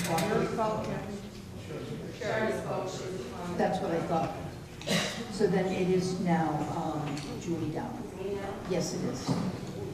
Thank you. Hi, I'm Julie Dowen, DOWEN, 15 Stafford Street. I just want to say I feel like I'm in the twilight zone because I've attended a lot of meetings and I do a lot of things in Worcester, and I just want to know, where's the traffic study now? Like, it's really confusing that we're not able to look at these materials now. They changed the site or the preferred site, but yet there's no specific traffic studies. Everything's coming down the road, but yet this is the public comment night. And please don't think this is all the people in Charlton that care. There's Bruins on and there's a funeral in town, okay? So we're gonna make sure that people can write in before that deadline to let you know that this idea is insane, okay? Because when I see that map right there, zoom out of that map and you're gonna see we have, let's talk about the elephant in the room, the dump, LFG. Let's mix a lot of LFG that's gonna be here, landfill gas for 30 years, and let's add that next to the LNG, which I'm also upset about because just yesterday I was on your website and it said 1 million gallons. And I want to know why all these changes have been made since February, yet your website's not being updated. The health department's not being notified of meetings. I'm not getting anything in the mail. I just want to let you know I did start Facebook Citizens Against LNG in Charlton, and I recommend everybody to go to it. So you can see, let's talk about the roots.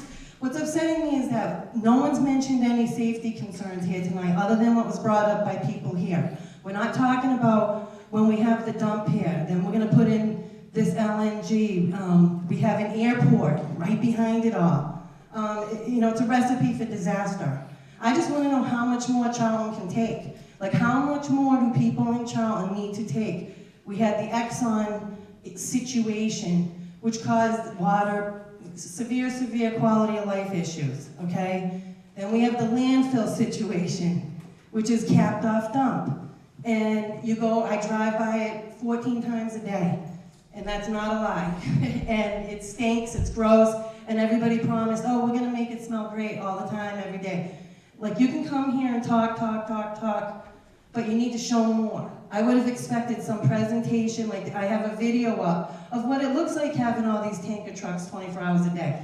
And don't forget, your school buses are on Route 20. Your school buses are on 169, okay? And we all know about the Treehouse Brewery, the poor planning that went into actually expanding, when I myself witnessed 2 people taking 3-point turns on Route 20 in the low-speed lane. What's gonna happen when that tanker truck comes flying down? Okay? It's unrealistic. I don't even know why we're wasting everybody's time to go even further without that traffic study. Okay, because I really believe at the end of the day, I don't think you're gonna be saying that it's gonna be reasonably necessary for the benefit of the public to put this location, all these towns in danger. 169 is pretty much the only way in and out of Southbridge. Like, you have no idea how much traffic that takes. I'm saying, I don't care if you have 1 site, 2 site, 3 site, no in Charlton. And I'm just gonna let you know, your fight hasn't even started. You might think it's, oh, you've gotten away with it so far, you haven't. We've just started. And we're gonna make sure there's a sign in everybody's yard, and we're gonna hold you accountable to all these traffic studies.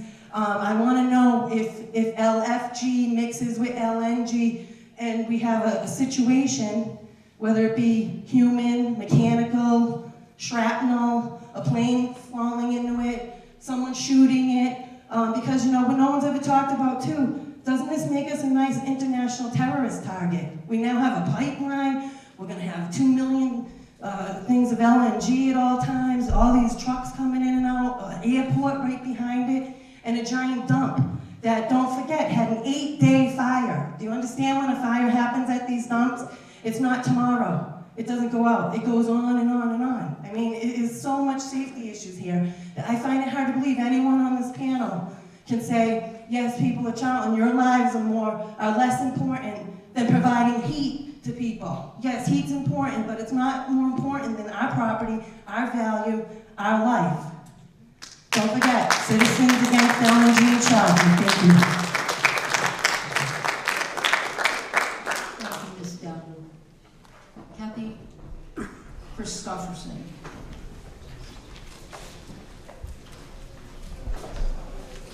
I'm certainly not here to follow that, so I'm just going to turn my Thank you very much.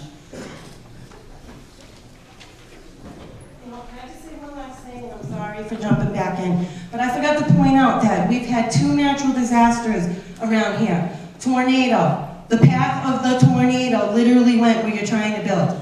I'm not saying another one's going to come down the pike tomorrow, but what if it does? Then we had Hurricane Diane that actually wiped away houses. Right down in the corner, 169 and Route 20. Lives gone, lives lost. Okay, what's going to happen when the next hurricane comes? You didn't come here with one safety plan. I don't know anything about what your safety precautions are. I know nothing, and that's wrong. Thanks.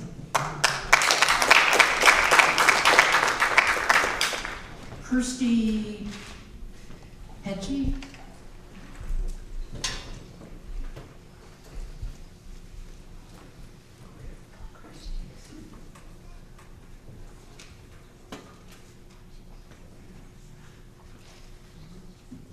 Good evening, my name is Kirsty Petchy.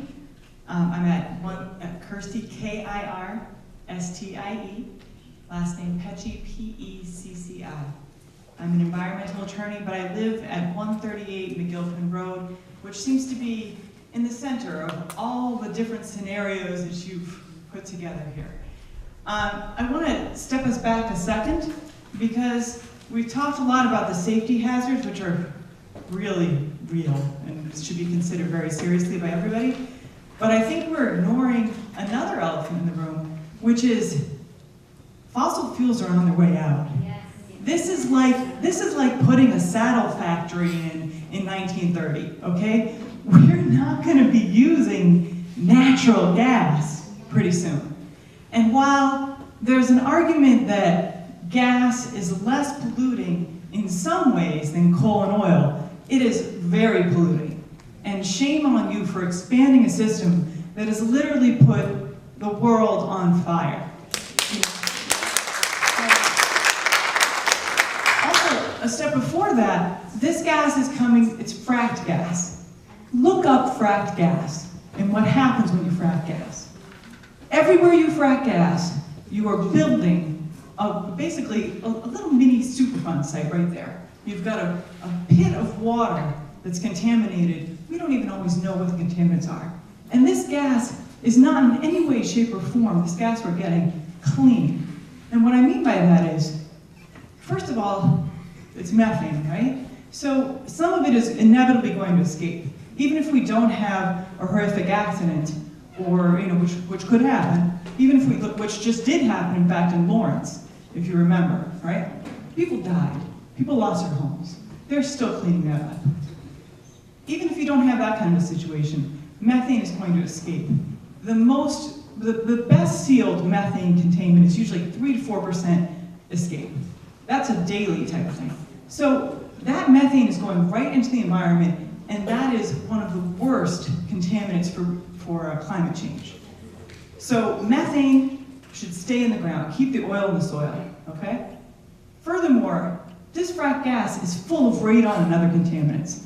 Those toxics, just like the landfill gas, which is methane, but also has all those other contaminants in it, we can smell the landfill gas. At least you know when to go indoors because you're being poisoned by that gas.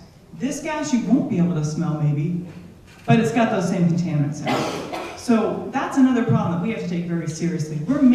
This facility will make everyone in the region sicker. And for what? All it's going to do is slow down the transition we need to make to clean energy. And by clean, I don't mean burning landfill gas. I don't mean burning trash. I don't mean these other false solutions. I mean wind. I mean solar. And we're seeing that transition locally. That's where the jobs are, and that's where the future is. So there is no reason for us to approve any of these alternatives. And this is a shell game. Keep people, maybe it'll go there, so it won't be near my home. It's going to be near all of our homes, and it's unacceptable. So what I would ask is, first of all, we haven't really gotten a count because a lot of people don't like to speak. Who here is against this? If we could just have quick, all right? And then secondly, please do call your reps and your senators. They should be here tonight. This is a travesty. So Senator Fatman, Senator Goby, Representative Durant, and Representative Smola, give them a ring tomorrow and let them know what you learned. I appreciate the time that you folks are putting into this. I know this is your job, but this is a travesty and should not happen. Thank you very much.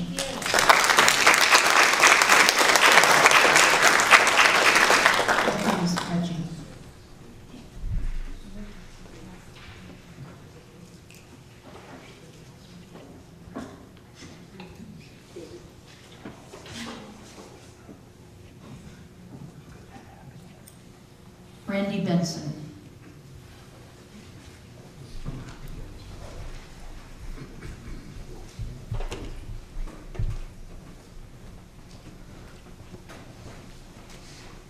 Randy Benson, B-E-N-S-O-N. Is it Randy or Randy? Randy, R-A-N-D-Y. 51 Breakneck Road, Irvington. Okay, my first question is, I know people have brought up the question of safety and everything, and they talked about training, but my concern is who's going to pay for that, particularly not only training, but equipment that maybe Charlton, Southbridge, Sturbridge towns might need should there be emergency at this facility. Who's going to pay for that? I don't think any of these towns have the resources where they would have to buy possibly a phone truck or whatever proper piece of equipment you need to fight a fire at this facility. And to put that onus on any of these towns to have to purchase equipment just for this one facility to go in, I don't think it's fair to the taxpayers of the town. The second concern, which has been brought up many times, is that I don't understand the reason for going to this site versus the Route 20 site. The 169 intersection at Route 20 is one people are probably, or everybody's familiar with here, is the one place where Route 20 goes down to one lane between Sturbridge and east of Auburn. This is a bottleneck to begin with, just with local traffic, particularly in the summer tourist traffic. To now add, you said 12 to 14 trucks a day, well, it's actually 24 to 28 vehicle trips, one in, one out, per day at that intersection, which is going to keep triggering the light every time a truck goes through it. So I wasn't here and wasn't familiar with the Route 20 site. I understand you're saying there's wetlands and other environmental constraints, but you have proposed 12 acres on a 224-acre site. You're saying there isn't 12 acres of room that could be relocated and still keep it on that Route 20 site? And the traffic of these trucks that you have stated are all going to Route 20, one way or the other, whether it's Route 169 or right out directly onto Route 20.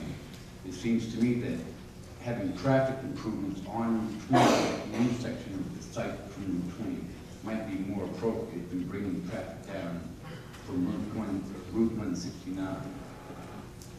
Also, if there's going to be consideration for 169, the 169 site, I would recommend that they consider about what is usually known as the J brake on the trucks to post that they're not allowed to be used. These are residential areas, both at the entranceway to the site and the entranceway to Route 20, that they do post areas for the trucks not to use those J brakes. They're going to be running a 24-hour operation.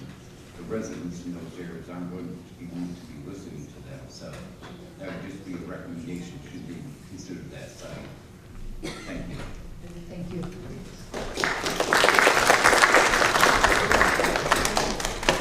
Joe Holmquist.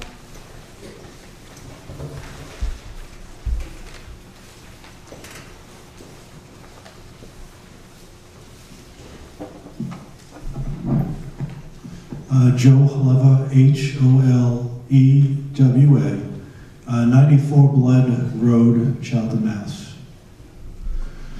So I attended the first meeting and I applied to be an intervener for this process. I thought it might be useful to have a private citizen to be an intervener. I got some feedback that maybe I'd be better off as a limited participant, mostly because I think the reason was I wouldn't bring experts to the table. Well, what I'd like you to know is I work for Harvard University as a contract manager. I've been there for 8 years. I work with Harvard University's top attorneys, OGC. I also work closely with the School of Engineering and Applied Sciences. And my plan was to ask a few engineers there to be interns on this project. So that was my plan. I was also the former zoning board chairman in town of Dudley, and I do have a real strong concern that I want to talk to Mr. Avery about, which is they're applying for a total exemption of zoning bylaws.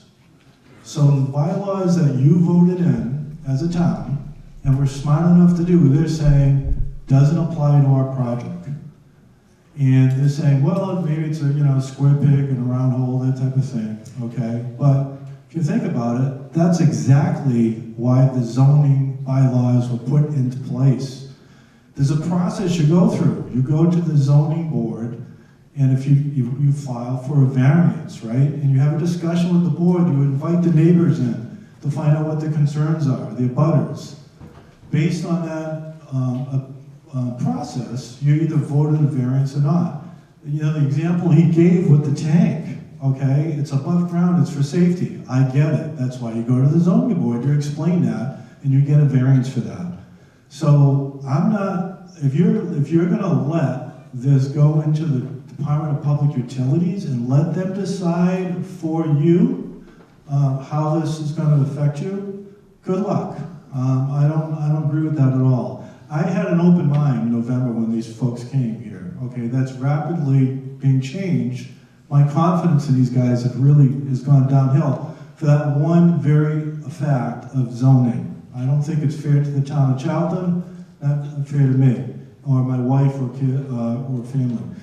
So it's something you really should make known to your state rep, state senator, the governor. I'll tell you, Governor Baker does listen. When we had that fatal accident on Route 20, my wife was almost in that.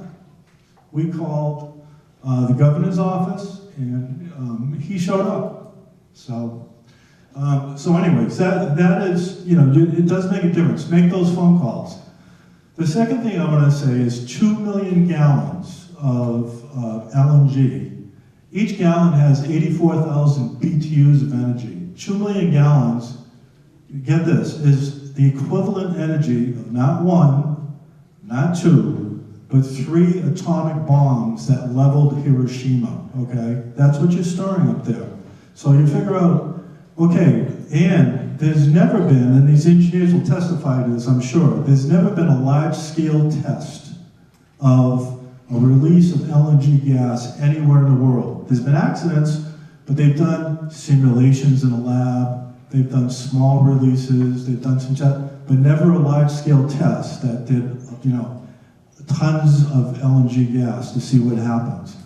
Theoretically, this stuff will eventually dissipate into the air, a cloud will form, it'll go someplace. But if that cloud goes into an enclosed airspace, and you have approximately 15% of oxygen, you're going to get an explosion like you've never seen before, okay? So you have every right here to be very concerned about this. I'm going to do my best to make sure that you're informed. I'm going to make sure hold these people accountable because they need to be held accountable. You don't want this without really the due process that it's going to have to go through, okay? Thank you very much.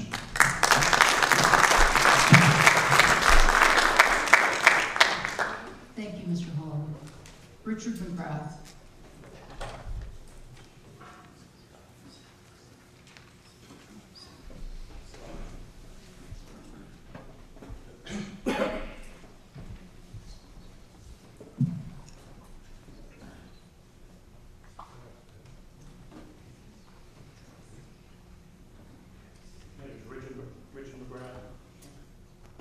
Richard McGrath, MCGRATH. I live on Sawmill Circle in Charlton. And kind of going last, and a lot of people stole my thunder. There is articles on the town warrant that wasn't heard before this because the meeting ended, which are coming up in 2 weeks, that changes the zoning to allow a special permit for not only liquid gas, but it even talks about nuclear and other energy sources, so that it can be put into areas such as residential. And the planning board is the sponsor of those articles, which I'm kind of concerned about. One of the things I read prior to this in the Telegram was the phrase energy corridor. Route 169 was an energy corridor, and it was mentioned by one of the gentlemen from NEC tonight. It's got a subliminal message that this is what's going to already go in. And with the information of the fact that they can go and bypass our zoning by just going to the state and telling us that we don't matter, it tells me that something's already in the works. And I'm very concerned by the fact that although we are voicing our concern tonight, that whatever process has already started, whatever deals have been made through the town or wherever, that money talks and we mean nothing. And I'm very concerned that I'm going to speak up at our continued town meeting in regards to Article 19 and 20, which are specifically towards the rezoning and allowing energy facilities to go by on a special permit, where a half dozen people in the town get to decide what's best for everybody else. And we don't have much of a say. And I'm concerned that our voices are not going to be heard tonight. Although you guys guarantee us, the Merrimack Valley people, the gas people up there, guaranteed safety to Lawrence, North Andover, and Andover, and they're still cleaning up there too. And they said, well, that was just a mistake. Well, people make mistakes. The people are going to be building this facility. Thank you, Mr. Ed Copley.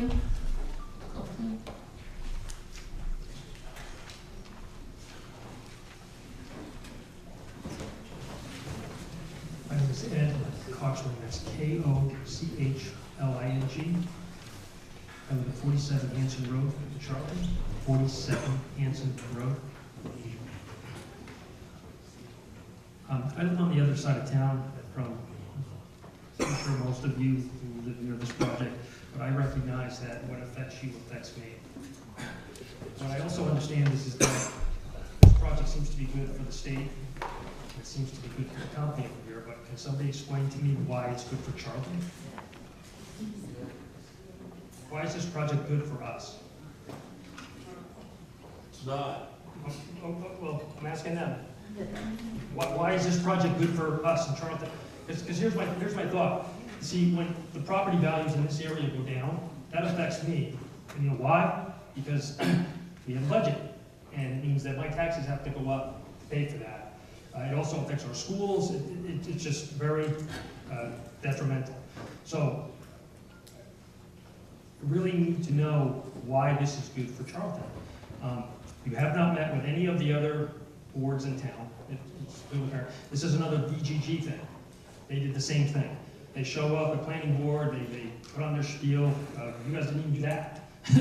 And again, they didn't go and do their homework and go to any of the boards. Have you guys been to the Water Sewer Commission? Yes, no? The company may answer that question. As discussed, the project does not consume water, so we didn't go. Louder, please. Okay, so The project does not consume water, does not use water, so that's why it didn't apply with the water commission. okay, well, any industrial project, you're going to have water at the site, right? You're going to have water coming into the site, you know, for the facilities, for the people that work there, correct? So anytime you have water or sewer for an industrial site, you have to go to the Water Sewer Commission. You're also going to have wastewater. Is there wastewater produced by this project? Yes, we'll have a septic tank. I see. Okay. So what about, have you prepared a financial impact report for the town? Yeah, it is one of the assessors for the town who prepares a financial report. Are you planning on applying to MEPA? The project is below the MEPA threshold, so we don't have enough environmental disturbance to be subject to MEPA regulation. The previous site was, this site is not. So I was under the impression that MEPA required you, when you have an initial project and then you downsize it, it seems like that's one of the reasons for downsizing it, is to avoid MEPA. And I'm pretty sure that that's not legal. So I would ask that you look into that. Because again, that's one of the tricks of the trade. If you hit the thresholds, what you want to do is get underneath the thresholds so that you don't have to comply with those rules and regulations. And that's very, very important. Because in Charlton, our natural resources are paramount to our community. And so we want to make sure that you just don't have to go to the local conservation. It is important, and we appreciate that you've been open-minded, we also been open-minded, and we also want to be sure that you understand too that we are looking for the lowest impact solution, lowest impact on environment, lowest impact on neighborhood. And as discussed, we do believe that the project would be a good neighbor and could be a helpful neighbor. Because same as you, we do believe that environmental issues are important, the climate change is important, and we also believe that we should be taking active and proactive steps towards this. The fact is that most of people in Charlton do continue to use oil as a heating source. It's not great. The fact that during polar vortex, power generation of the Commonwealth run on oil, not a great impact. We are concerned about CO2 between sulfur oxide emissions, nitrogen oxide emissions are by a factor of 98-99% higher when you are running on oil. The impact of particles emissions is much higher when you are running on oil. There is no magic bullet, there is no silver lining. We have to work jointly, we have to figure out how to work jointly, we have to figure out how to establish trust between everybody, and finding the best solution for any energy projects. None of energy is safe if it's not handled safely. I do want to make clear on the record that LNG is not explosive material, so let's be sure about this. And you can see appropriate treatment of electric transmission and distribution, like at Pacific Gas and Electric, appropriate treatment of gas, appropriate treatment of oil. Everything does require safe, professional, and high technology approach to this. And we do believe that this facility will meet this threshold. So, again, I guess everybody in the room knows that gas is less polluting than oil or coal. But you asked for our trust. You asked for the neighbors' trust. And the truth of the matter here is that you're here for money. It's about money. The environmental side and all the other stuff is sort of on the fringe. It's about money. And for the state, it's about, trying to find energy solutions for the Commonwealth. Obviously, my National Grid, this is the National Grid Associated project, my electric bill has gone up double. I don't have solar on my roof. So much for future planning and everything. I mean, I'm using less electricity and paying twice as much money. I really think that, we have another 2 weeks for comments, and comments on what? There's nothing here to really comment that we don't, like I said, no traffic study, they haven't been to any other boards. I would suggest that they go to these other boards, go to the select board, go to the planning board, get through that process, and then start to think, because then people here can come and talk intelligently about what their questions really are, not going by a news article that was written the other day. Okay? So, and with that said, as far as the town of Charlton is concerned, I am getting fed up with all these big companies and everybody wanting to come to town, tell us about how great they are and all the things that they're going to do, and no financial impact report. We didn't get one from DGG. I didn't get one from the selectmen. Before you even start this, you guys should have been here with a financial impact report. You've had plenty of time to look at different sites. You've been doing this for a year. There should be a financial impact report so we all know as residents what is going to happen here and how it's going to affect us, financially as well as health-wise. Thank you very much. Thank you, Mr. President. John Prouty.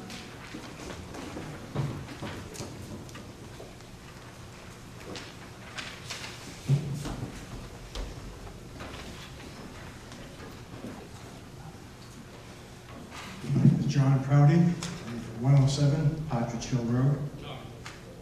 P-R-O-U-T-Y. P-R-O-U-T-Y. So I came here tonight primarily to get some information. And as I was coming in on the front table, I said to the young lady, I said, are we going to be able to ask questions? And she says, only if you sign in. I said, oh, that's different. So, because I wanted to possibly ask some questions, I signed in. I had the hope that I would get some real information. I picked up a piece of paper with a couple of maps on it, and then I listened. And I have to tell you, I've heard just an awful lot of doublespeak here tonight. I haven't really gotten what I consider real information. It's like, for example, we have a preferred site.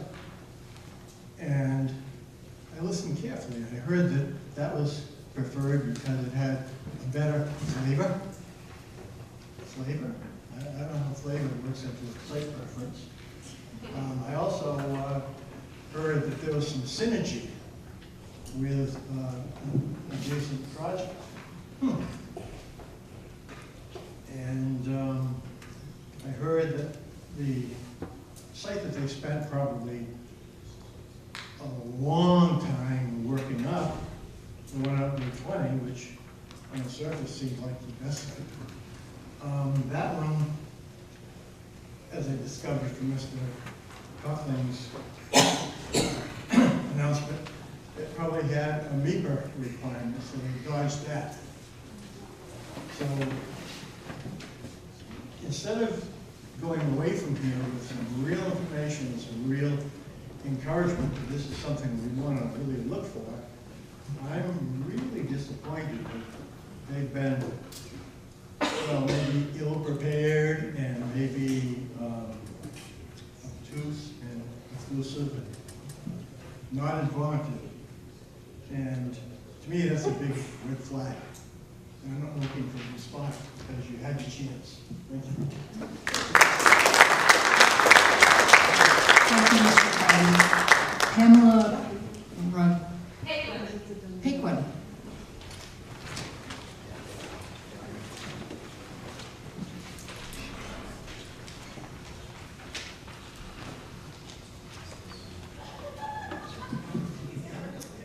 Pamela Paquin, P-A-Q-U-I-N, 16 Ellis Road, Southbridge, Massachusetts. Thank you for coming to our small town. Can you guys hear me okay? Yeah. All right, excellent. If I get quiet, tell me. Get quiet. Not much of a chance of that. All right. Southbridge and Charlton are rural communities. Southbridge is an old mill town where I come from. We're looking to rebuild our economy. So we're very open to new investments and to new companies. That's partially why I brought my company to Southbridge. So it's exciting to see the economy growing and new companies potentially coming in. But not all of them. And you probably are familiar with this area of Southbridge and Charlton because of the super landfill and the issues that we had with that, and the promises that were made, and the promises that were broken, and the poisoning of the water, which will last for hundreds of years, beyond all of our deaths.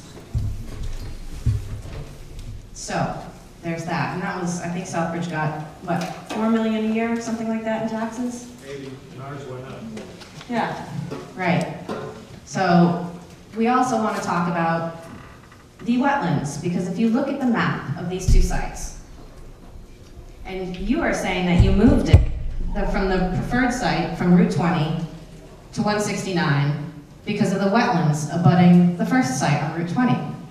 But you look at Caddy Brook, it's right there. It's no further away than the wetlands on the first site next to Route 20. So I'd really like to know what the difference is. And Caddy Brook comes into my town, and I have a problem with that. The other thing is, if you look at this, why is the Board of Health not being informed that these things are happening? I mean, this is just shocking to me. This is a clear health issue for residents, not only of Charlton, but I would say more so of Southbridge. Because if you look at the map on the satellite, there are thousands of people less than a mile away. People who went through a tornado in 2011 and have just rebuilt their homes. People who have had to endure the super landfill of Casella and the waste that has ruined their drinking water for hundreds of years. I think that we have carried our burden quite far enough for the state of Massachusetts. So, I want to read some information about flaring, because I'm learning about this as of last night at about 8 o'clock. But I lived next to it when I was in Scotland, so I've seen them. And I've been doing some research on studies. And this is what one of the studies where they were looking at the Niger Delta where natural gas flaring has been going on for the past 50 years. So it's a good place to study the effects on human health. And this is what they say. The study in the Niger Delta found to influence diseases such as asthma, cough, respiratory difficulty, eye and skin irritation. Also, health implications of long-time exposure to emissions from gas flaring on some human hematological parameters investigated revealed striking deterioration in hematological parameters. Exposure of residents around gas flare sites to emissions from the gas was reported to reduce peak expiratory flow rate. That's how you can breathe. That's how your children can breathe. Peak expiratory flow rate, respiratory morbidities. That's dying. Skin disorders and other related health risks. So I want to move up to where they discuss in this report the different toxins that come out of these flares. Okay, here we go. Globally, gas flaring is recognized as a colossal waste of natural resources, which is about 150 billion cubic meters flared annually. Flared gas is a major contributor to global warming and climate change. So, volatile organic chemicals, polycyclic aromatic hydrocarbon, PAC, particulate matter, PM, black carbon, that pollutes the air, soil, and water. Over 250 toxins, such as hydrogen sulfide, toluene, benzene, sulfur dioxide, benzoprene, nitrogen dioxides, xylene, etc., have been identified with flaring gas. These pollutants, especially PM and the precursor gases emitted, have been reported to have adverse health effects on the environment and human health. Now to the points about Southbridge, because if you look at the topography of the region where they're proposing putting this flaring site, I mean, I don't know enough about engineering to talk about the tank, but it's a valley.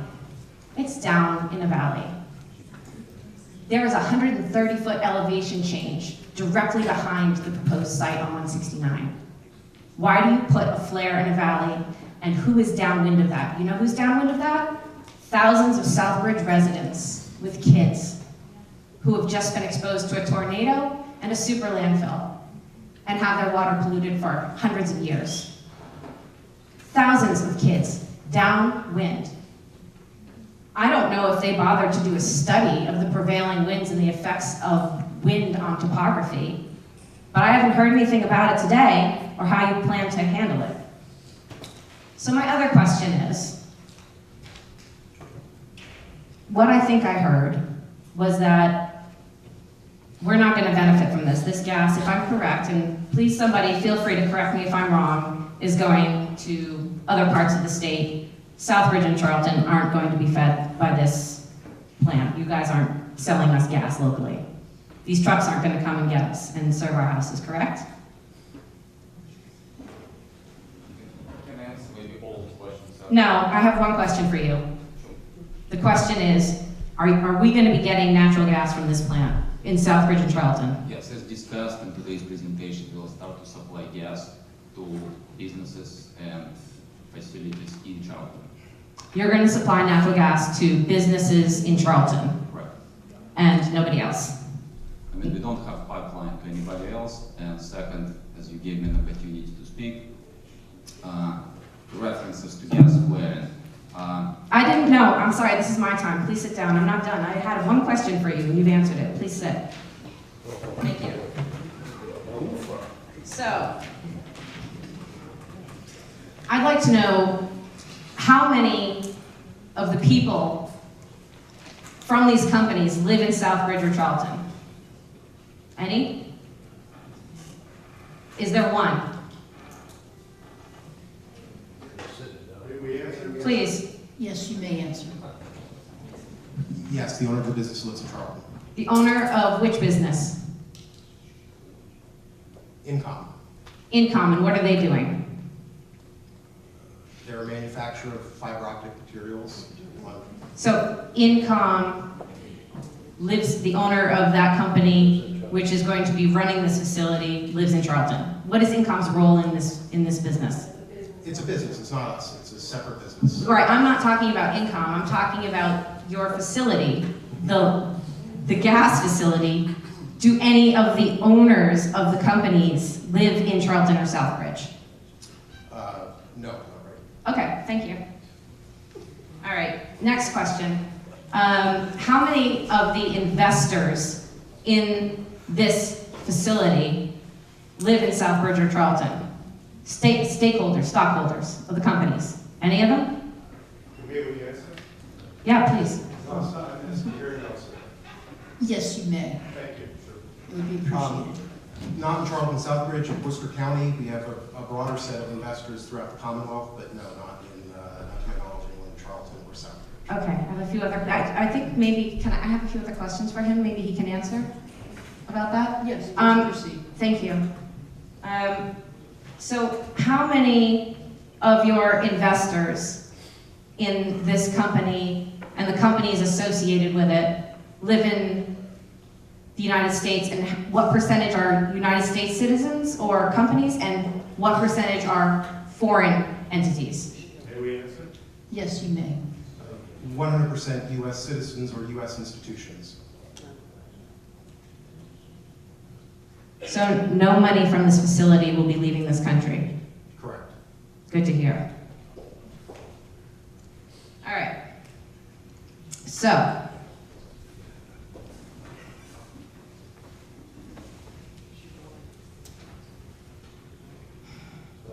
quick question on the septic tank. Because I want to follow up from one of the very insightful questions about wastewater, the previous speaker. You said that you were going to have a septic tank on your property to handle your wastewater? May we answer? Yes, you may. Thank you. I mean, the facilities we discussed will have the most 3 people. Whatever the requirement for these 3 people on site would be met through existing wastewater pipelines available or through a septic tank on site. So that's for human waste? Correct, 3 planes. And you have no water disposal from your industrial process whatsoever? Correct. We don't use water in our industrial process. All right, so it's only human waste? Correct. Good to know. All right. I think I'm through my list. Let me have one last look. Oh, here, yeah, I wanted to, thank you very much, sir. Just a quick note to the board.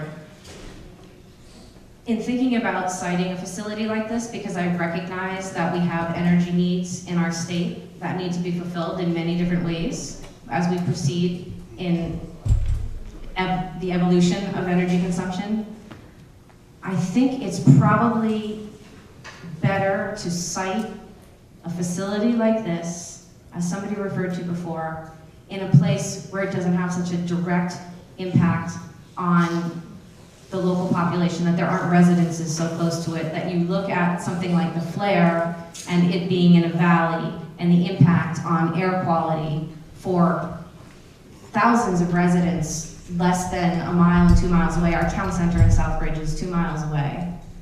We have thousands of people living there. And so what my hope is in looking at a potential alternative to this site, would be to look for a place that has a higher elevation so that that flare, when it releases the gases from the processing of the natural gas, that it's not released in a valley where it can be funneled and channeled towards people's homes.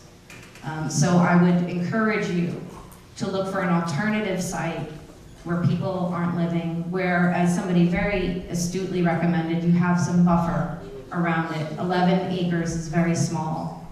It's a very small buffer zone. We haven't talked about the kill zone if there's an explosion, but part of that is obviously also fumes, toxic fumes, and where that air is going to travel. And with the prevailing winds as they stand coming through that valley, any resident can tell you they're coming from the west, they're going east, and that takes anything that comes out of that factory and sends it right into downtown Southbridge. So I hope that you'll consider that and encourage this company, who has, I'm sure, hundreds of miles of pipeline in Massachusetts to choose from, to look for somewhere where there aren't 15,000 people 2 miles away. Thank you. Thank you, Ms. Pepper. Maureen Doyle.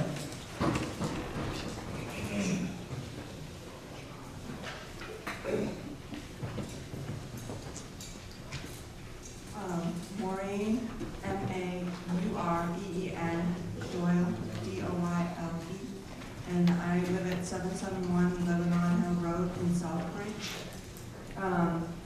And a lot of my things have been said before, but I'm just going to say it. A concern in Southbridge with the large landfill, Casella, was that geographically the area was in a valley or a bowl.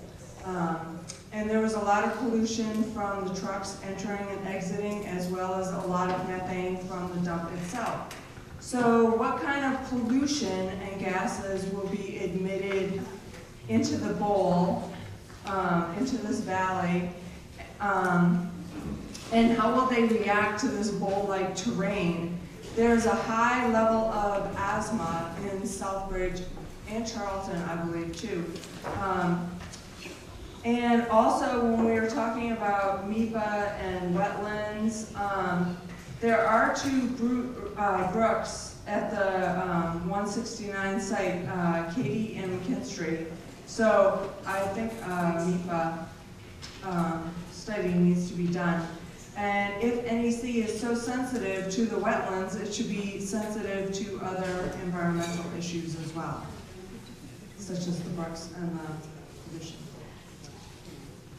So if anybody could answer what other pollution, aside from methane,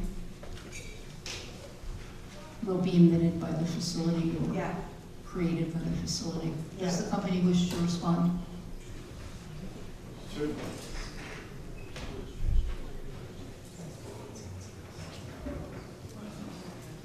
I mean, just to make sure I understand the question, it's asking about what emissions this facility produces in its normal operation. Yes, that will be trapped, essentially, in Yeah. that valley. Yeah, I mean, the process is to take the gas off the pipeline, to run it through this nitrogen compressor to liquefy it and store it in the tank. There is a combustion. We use a turbine to compress the gas, so there is some emissions related to running that turbine. I think that is the main source of emissions at the site. Emissions burning natural gas will release carbon dioxide, trace amounts of nitrous oxide, trace amounts of particulates, but relatively small in the scope of things. And just to address maybe the other question, there is the flare. There is no gas flare at this facility. Just to be clear, under normal operations, I mean, that's not the anticipated way that we would run the facility.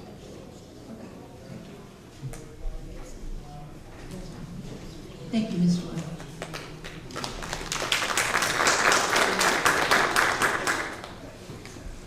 Atel Hashi.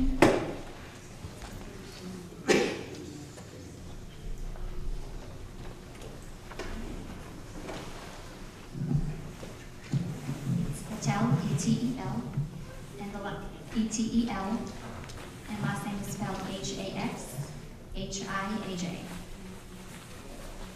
I live at 4 Englewood Avenue in Worcester, so I'm not a Charlton resident.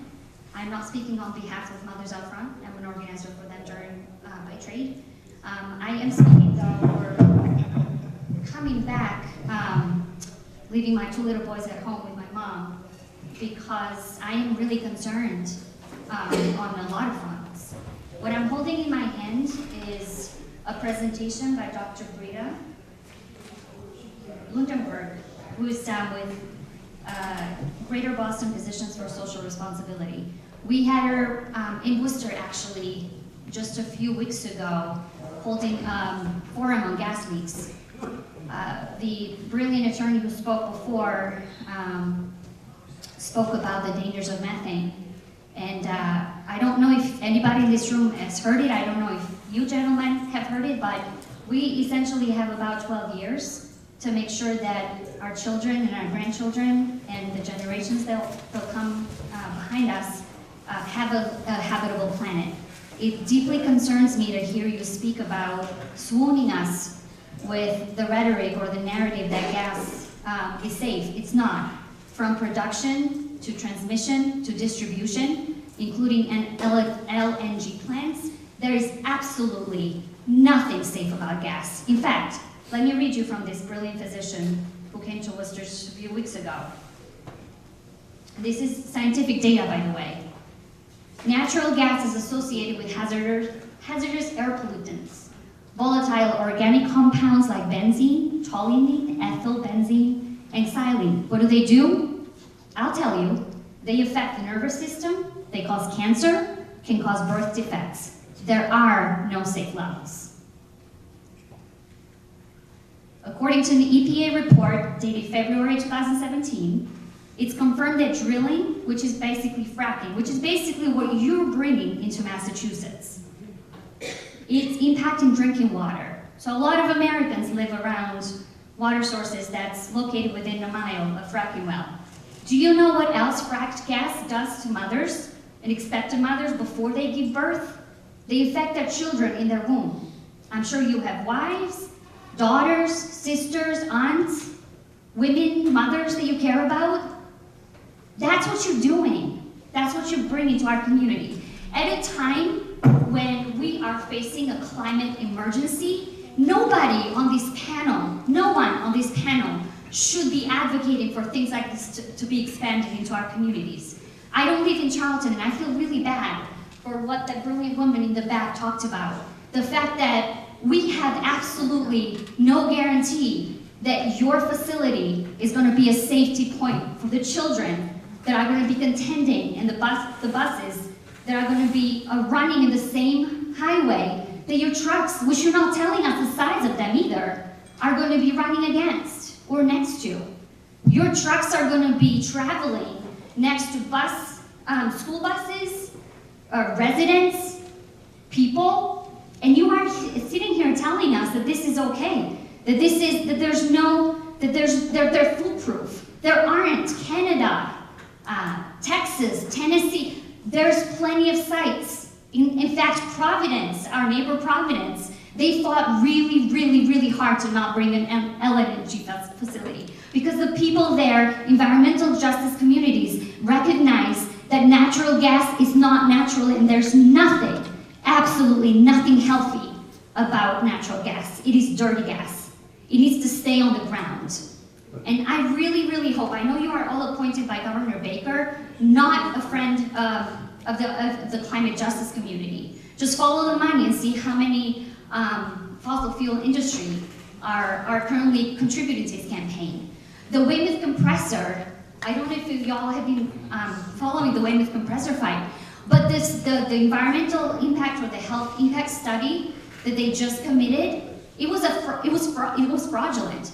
They found the carcinogens that were going to be emitted within the radius mile of the Weymouth compressor.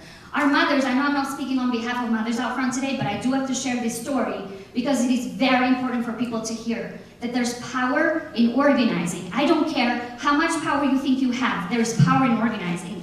The Cayuga plant in New York currently was shut down, similar facilities to yours, 14 to 48 trucks running through that highway every single day. Mothers and residents got together and were able to revert the permit. And now they're considering doing a renewable energy plant. That's what we should be moving. Your stakeholders and your investors shouldn't be investing in fossil fuel. That needs to stay on the ground. And I'm upset. I'm upset because I have 2 small children at home that are going to be impacted by expanded fossil fuel infrastructure. That's what that is. And we don't need that in our communities. We don't need that in Charlton, Southbridge, we don't need that in Worcester County, we don't need that in Massachusetts, period. There needs to be a moratorium on all fossil fuel pipelines, period. Thank you. Thank you very much. I have one more name on the speaker sign-up sheet, and that is Melissa Whiting.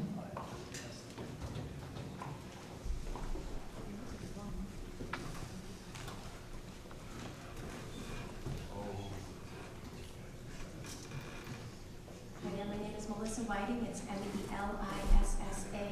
Whiting is W-I-D-I-N-G. I live at 89 H Foot Road, Charlton, Mass. H Foot Road, Charlton, Mass. As many of you have spoken about tonight, my husband and I are living the nightmare with Casella. This is our 4th year of contaminated water. We have been very outspoken. We've spoken with state reps, we've spoken with the EPA, we've spoken with the DEC. We've been very involved with a number of organizations. We attend every Board of Health meeting. You'll see us all over the town. Everybody knows who we are. We are not only homeowners, we've lived our entire lives in Charlton. We've been homeowners for 21 years, as I said, dealing with the crap for 4 years with Casella, using bottled water.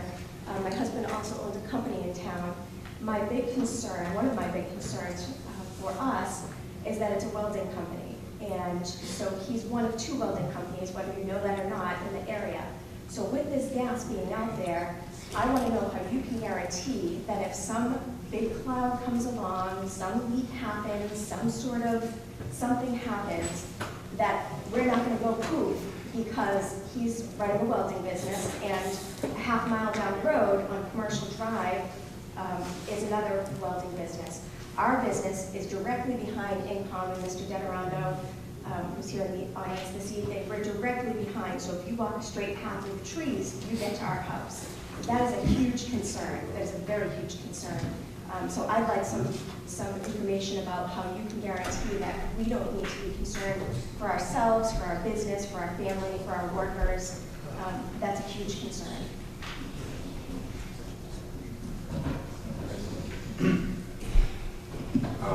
Safety is priority number 1 for us, because it's only one way to stay in business, and everybody in LNG community to subscribe to the Massachusetts Code, and LNG has been safe in Massachusetts for more than half a century. Overall, when we talk about LNG, and I do want to respond to a few kind of questions that have been raised, it is one of the most effective energy storages.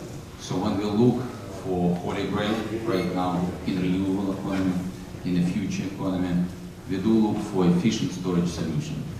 Advantage of LNG is the storage, and that's why it's present in, as we discussed, in Boston, Cape Cod, Providence, Springfield, Philadelphia, any major city. In a city that is much higher density than what we are looking on this map. Why is it important? Because you are trying to position your storage close to consumption point. You're trying to position storage, and storage in Boston is 30 times of this same storage. So we are talking about much bigger facilities, much higher density population. And this solution is popular because it doesn't use any chemicals, like electric battery. This facility does not need to go into landfill at any point, like electric battery, when you need to dispose. And these types of facilities, they can run through a polar vortex. There is not yet an electric battery that can run for a few days, or 2 weeks, or 3 weeks. LNG does. Same as you, everybody is looking for future solutions. Same as you, we continue technological improvements. There are no secrets in this. There was another question came up. What does it mean, a hybrid solution? Hybrid solution means, in this case, that we are considering at this point to use a hybrid drive. Usually in Massachusetts, most of facilities are gas-driven, so you have a gas turbine, as Matt explained. And just to put this turbine in perspective, we are talking about that 8 megawatt turbine. Millennium Station, just to put it in scale, is 360 megawatt turbine. So it's a relatively small gas turbine. To reduce this turbine even more, we will be using a hybrid solution, so it will be this gas turbine plus electric motor. So this is same hybrid solution is being used in Toyota Prius when you drive Toyota Prius. When you need to accelerate, you use electric battery. When you need to slow down, you use electric battery. And engine runs consistently, and that's why you can choose a smaller frame for the gas turbine. So there are no secrets about this stuff, and that is why in every major city in the United States with much higher density, you have facilities like LNG facilities, and they serve Massachusetts really well. They do have a stellar safety record, and frankly, if you compare safety record of LNG relative to any other energy source, it beats any other energy source, hands down. But it is an important issue. Facility will have state-of-the-art safety equipment, and as discussed, we'll continue to work with every stakeholder, and we'll acknowledge we try to reach to everybody in town. Some people took our call, with some people we still need to meet. We're glad that the dialogue will continue. We definitely respond and will participate in the health board June 11 meeting. So we'll continue the dialogue, and we'll continue the dialogue with everybody from the audience, because the only one way to build the right facility is to take everybody's opinion into account. Mr. Pachowski also had asked this evening about odor, and that was never addressed. He was one of the first people to ask. Yeah, there is no odor from these facilities. We discussed it is a closed-loop facility. So nothing, there are no smell. If you go to Springfield near the LNG tank, if you go to Boston, you will not be able to sense any odor.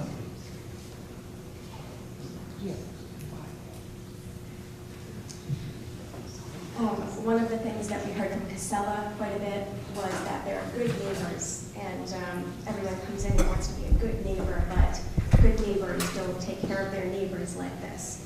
So I want to make that point, that you're really coming into a neighborhood where you're sandwiching in people that are already dealing with 4 years of nonsense that was nothing of their doing, and now you are literally putting us in the middle of 2 horrible situations. Horrible, absolutely horrible. We don't want it. We didn't want Casella. We have no interest in this. This is not benefiting us. And if I might say that, humbly suggesting that pursuant to Mass General Law, Chapter 40A, Section 3, this project is not reasonably necessary for the convenience or welfare of the public. It's not convenient, it's not necessary, it's not beneficial, and certainly you're not doing anything for Charlton by bringing it here. So that's all I have to say. Thank you.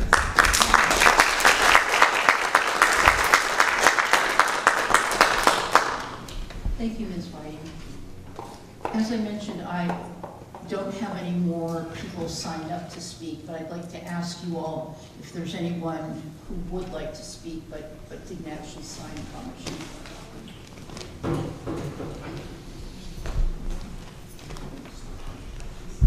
Sorry, once again, Bill Borowski, 69 Haggerty Road. Through the hearing officer, this is for Mr. Avery and team. One of the concerns I think many of us have had over the past couple of years is the number of solar farms that have moved in. And that policy aside, one of the assumptions was that we were going to receive X amount of tax revenue. Because of legislative / tax loopholes, we are potentially going to see a fraction of that, and we will be left on the hook. So my question to the hearing officer, to Mr. Avery, I just would like to hear someone go on record that the organization, that the company, has every intention of paying every single dollar, if approved, of tax money. There will be no pursuit of tax or legislative loopholes, that there is no nonprofit status that we're not aware of, that for all intents and purposes, that again, being a good neighbor, that again, if approved, that we will see every single tax dollar that we are supposed to get. Does the company wish to respond? Thank you, Mr. Avery. I think I'll give you a simple answer. Yes. There aren't these same sort of exemptions available that the solar industry develops. I represent some of them. The company's been working good faith on those issues, and it is one of the benefits, I guess you would say. There's another benefit that I don't think we talked a little bit about, and we didn't talk much about, but some of the storms that you have, the concept of resilience, when you have these bad storms and long outages, perhaps there may be some synergies that could benefit the Charlton community. to restore civilization and utilities and power and things much more quickly to people in the immediate vicinity of this area. So there hopefully will be some good things, and they're working in good faith on the tax issue as you discussed. Thank you, sir. I appreciate that. Thank you, Madam Speaker. Thank you. Is there anyone else who might like to ask a question of the company or provide some comments? Can I? Here. I just have one more point.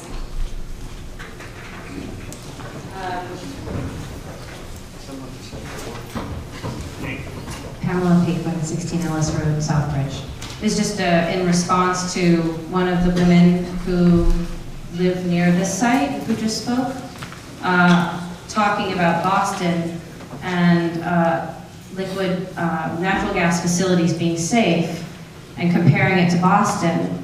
Well, this is what they say about the Boston facility in terms of how it's protected to keep it safe. With September 11th, 2001 in mind, the Coast Guard coordinates an armada of protection for each trip in and out of the liquid natural gas facility in Boston. A helicopter, police divers, marine patrol, environmental police, firefighting tugs, city police boats, and Coast Guard vessels. Are we gonna get all of that for our giant tank of 2 million gallons of liquid natural gas? What do you guys think? This is one of the rare cases when the public hearing can find an answer really quickly. Actually, this facility helped to displace the quotas related to the Everett facility, which is an import LNG facility. So when the vessel comes from Yemen, when the vessels come from overseas, it is escorted by National Guard. So this facility, Everett facility, is this imported facility, and unreliability of this facility and security issues, they drive actually need for homemade, Massachusetts-made LNG, and that is one of the reasons why this facility is in public need and public interest. And I also want to address probably the previous question too. This facility does not expand use of fossil fuels. So this is not an enlarging of the pipelines. This is not creating new customers. So this facility effectively displaces oil. So LNG is a little more expensive than natural gas, so it doesn't compete, doesn't promote more natural gas. We don't have more throughput of natural gas through the pipeline. What we do, you have two options during really cold winter in this environment. You can switch to oil, or you can switch to liquid natural gas. And the choice is relatively straightforward from economics point of view, because LNG is 2 or 3 times cheaper than oil. So it's attractive and environmentally it's safe. It is a solution that will continue to work, it will continue to improve. Same, we will continue to look for better technologies, how to advance it. But in today's environment, there is nothing else which during polar vortex can run for 2 months than LNG. So in this case, we are displacing dirtier fossil fuel with cleaner fuels. So this is the concept of this facility, and it does not expand consumption of fossil fuels. Thank you. I'll check one more time. Is there anyone else who'd like to speak tonight?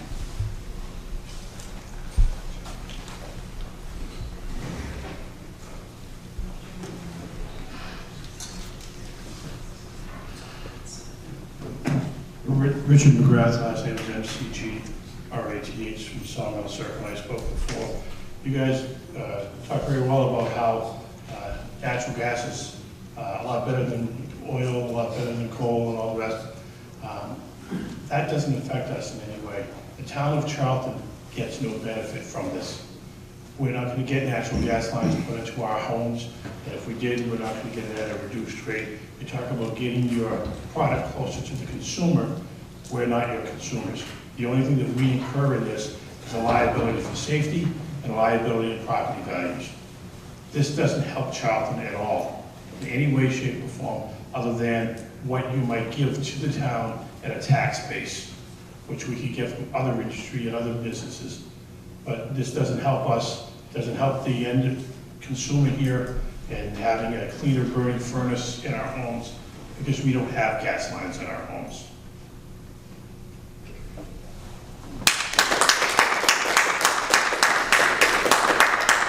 Thank you, Mr. McGrath.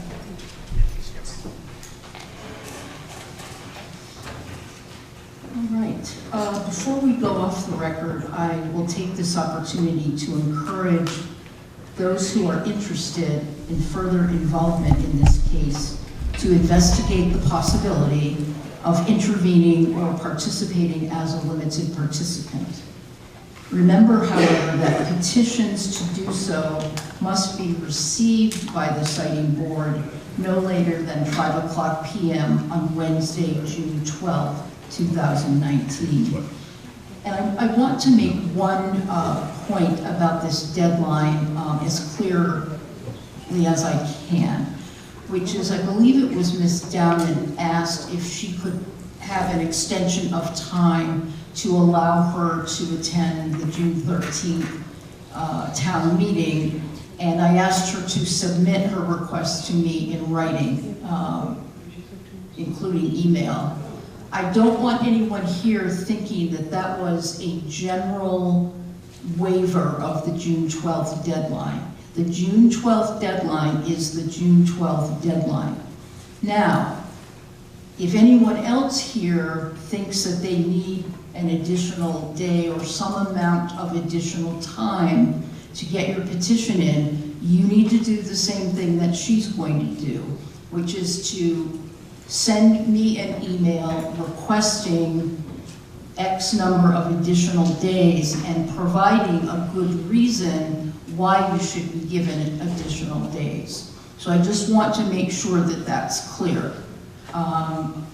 It was not a waiver of the June 12th deadline. It applies to everyone. It may even apply to her. I haven't granted her request for additional time yet. Could you speak out loud your email so that it could be broadcast? Oh, you want my email address? Yes. Sure, it's KATHRYN.SEDOR@mass.gov. Thank you. Sure.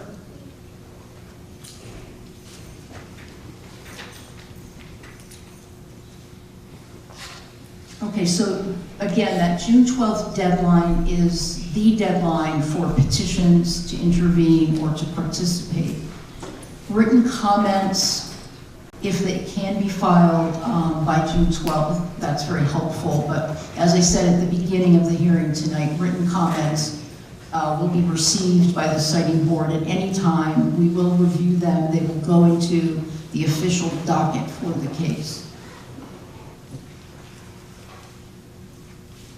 Right, and as a further reminder, copies of the siting board's rules for intervening and participating, if there are any copies left, are available at that table outside the door. We, staff, will be here for a few minutes after we close the hearing now, and we would be happy to talk with you briefly or answer any questions you might have right now about how to intervene or become a limited participant. So, thank you all very much for coming tonight and for your comments and your questions. And on behalf of staff, I wish you a good evening. Thank you.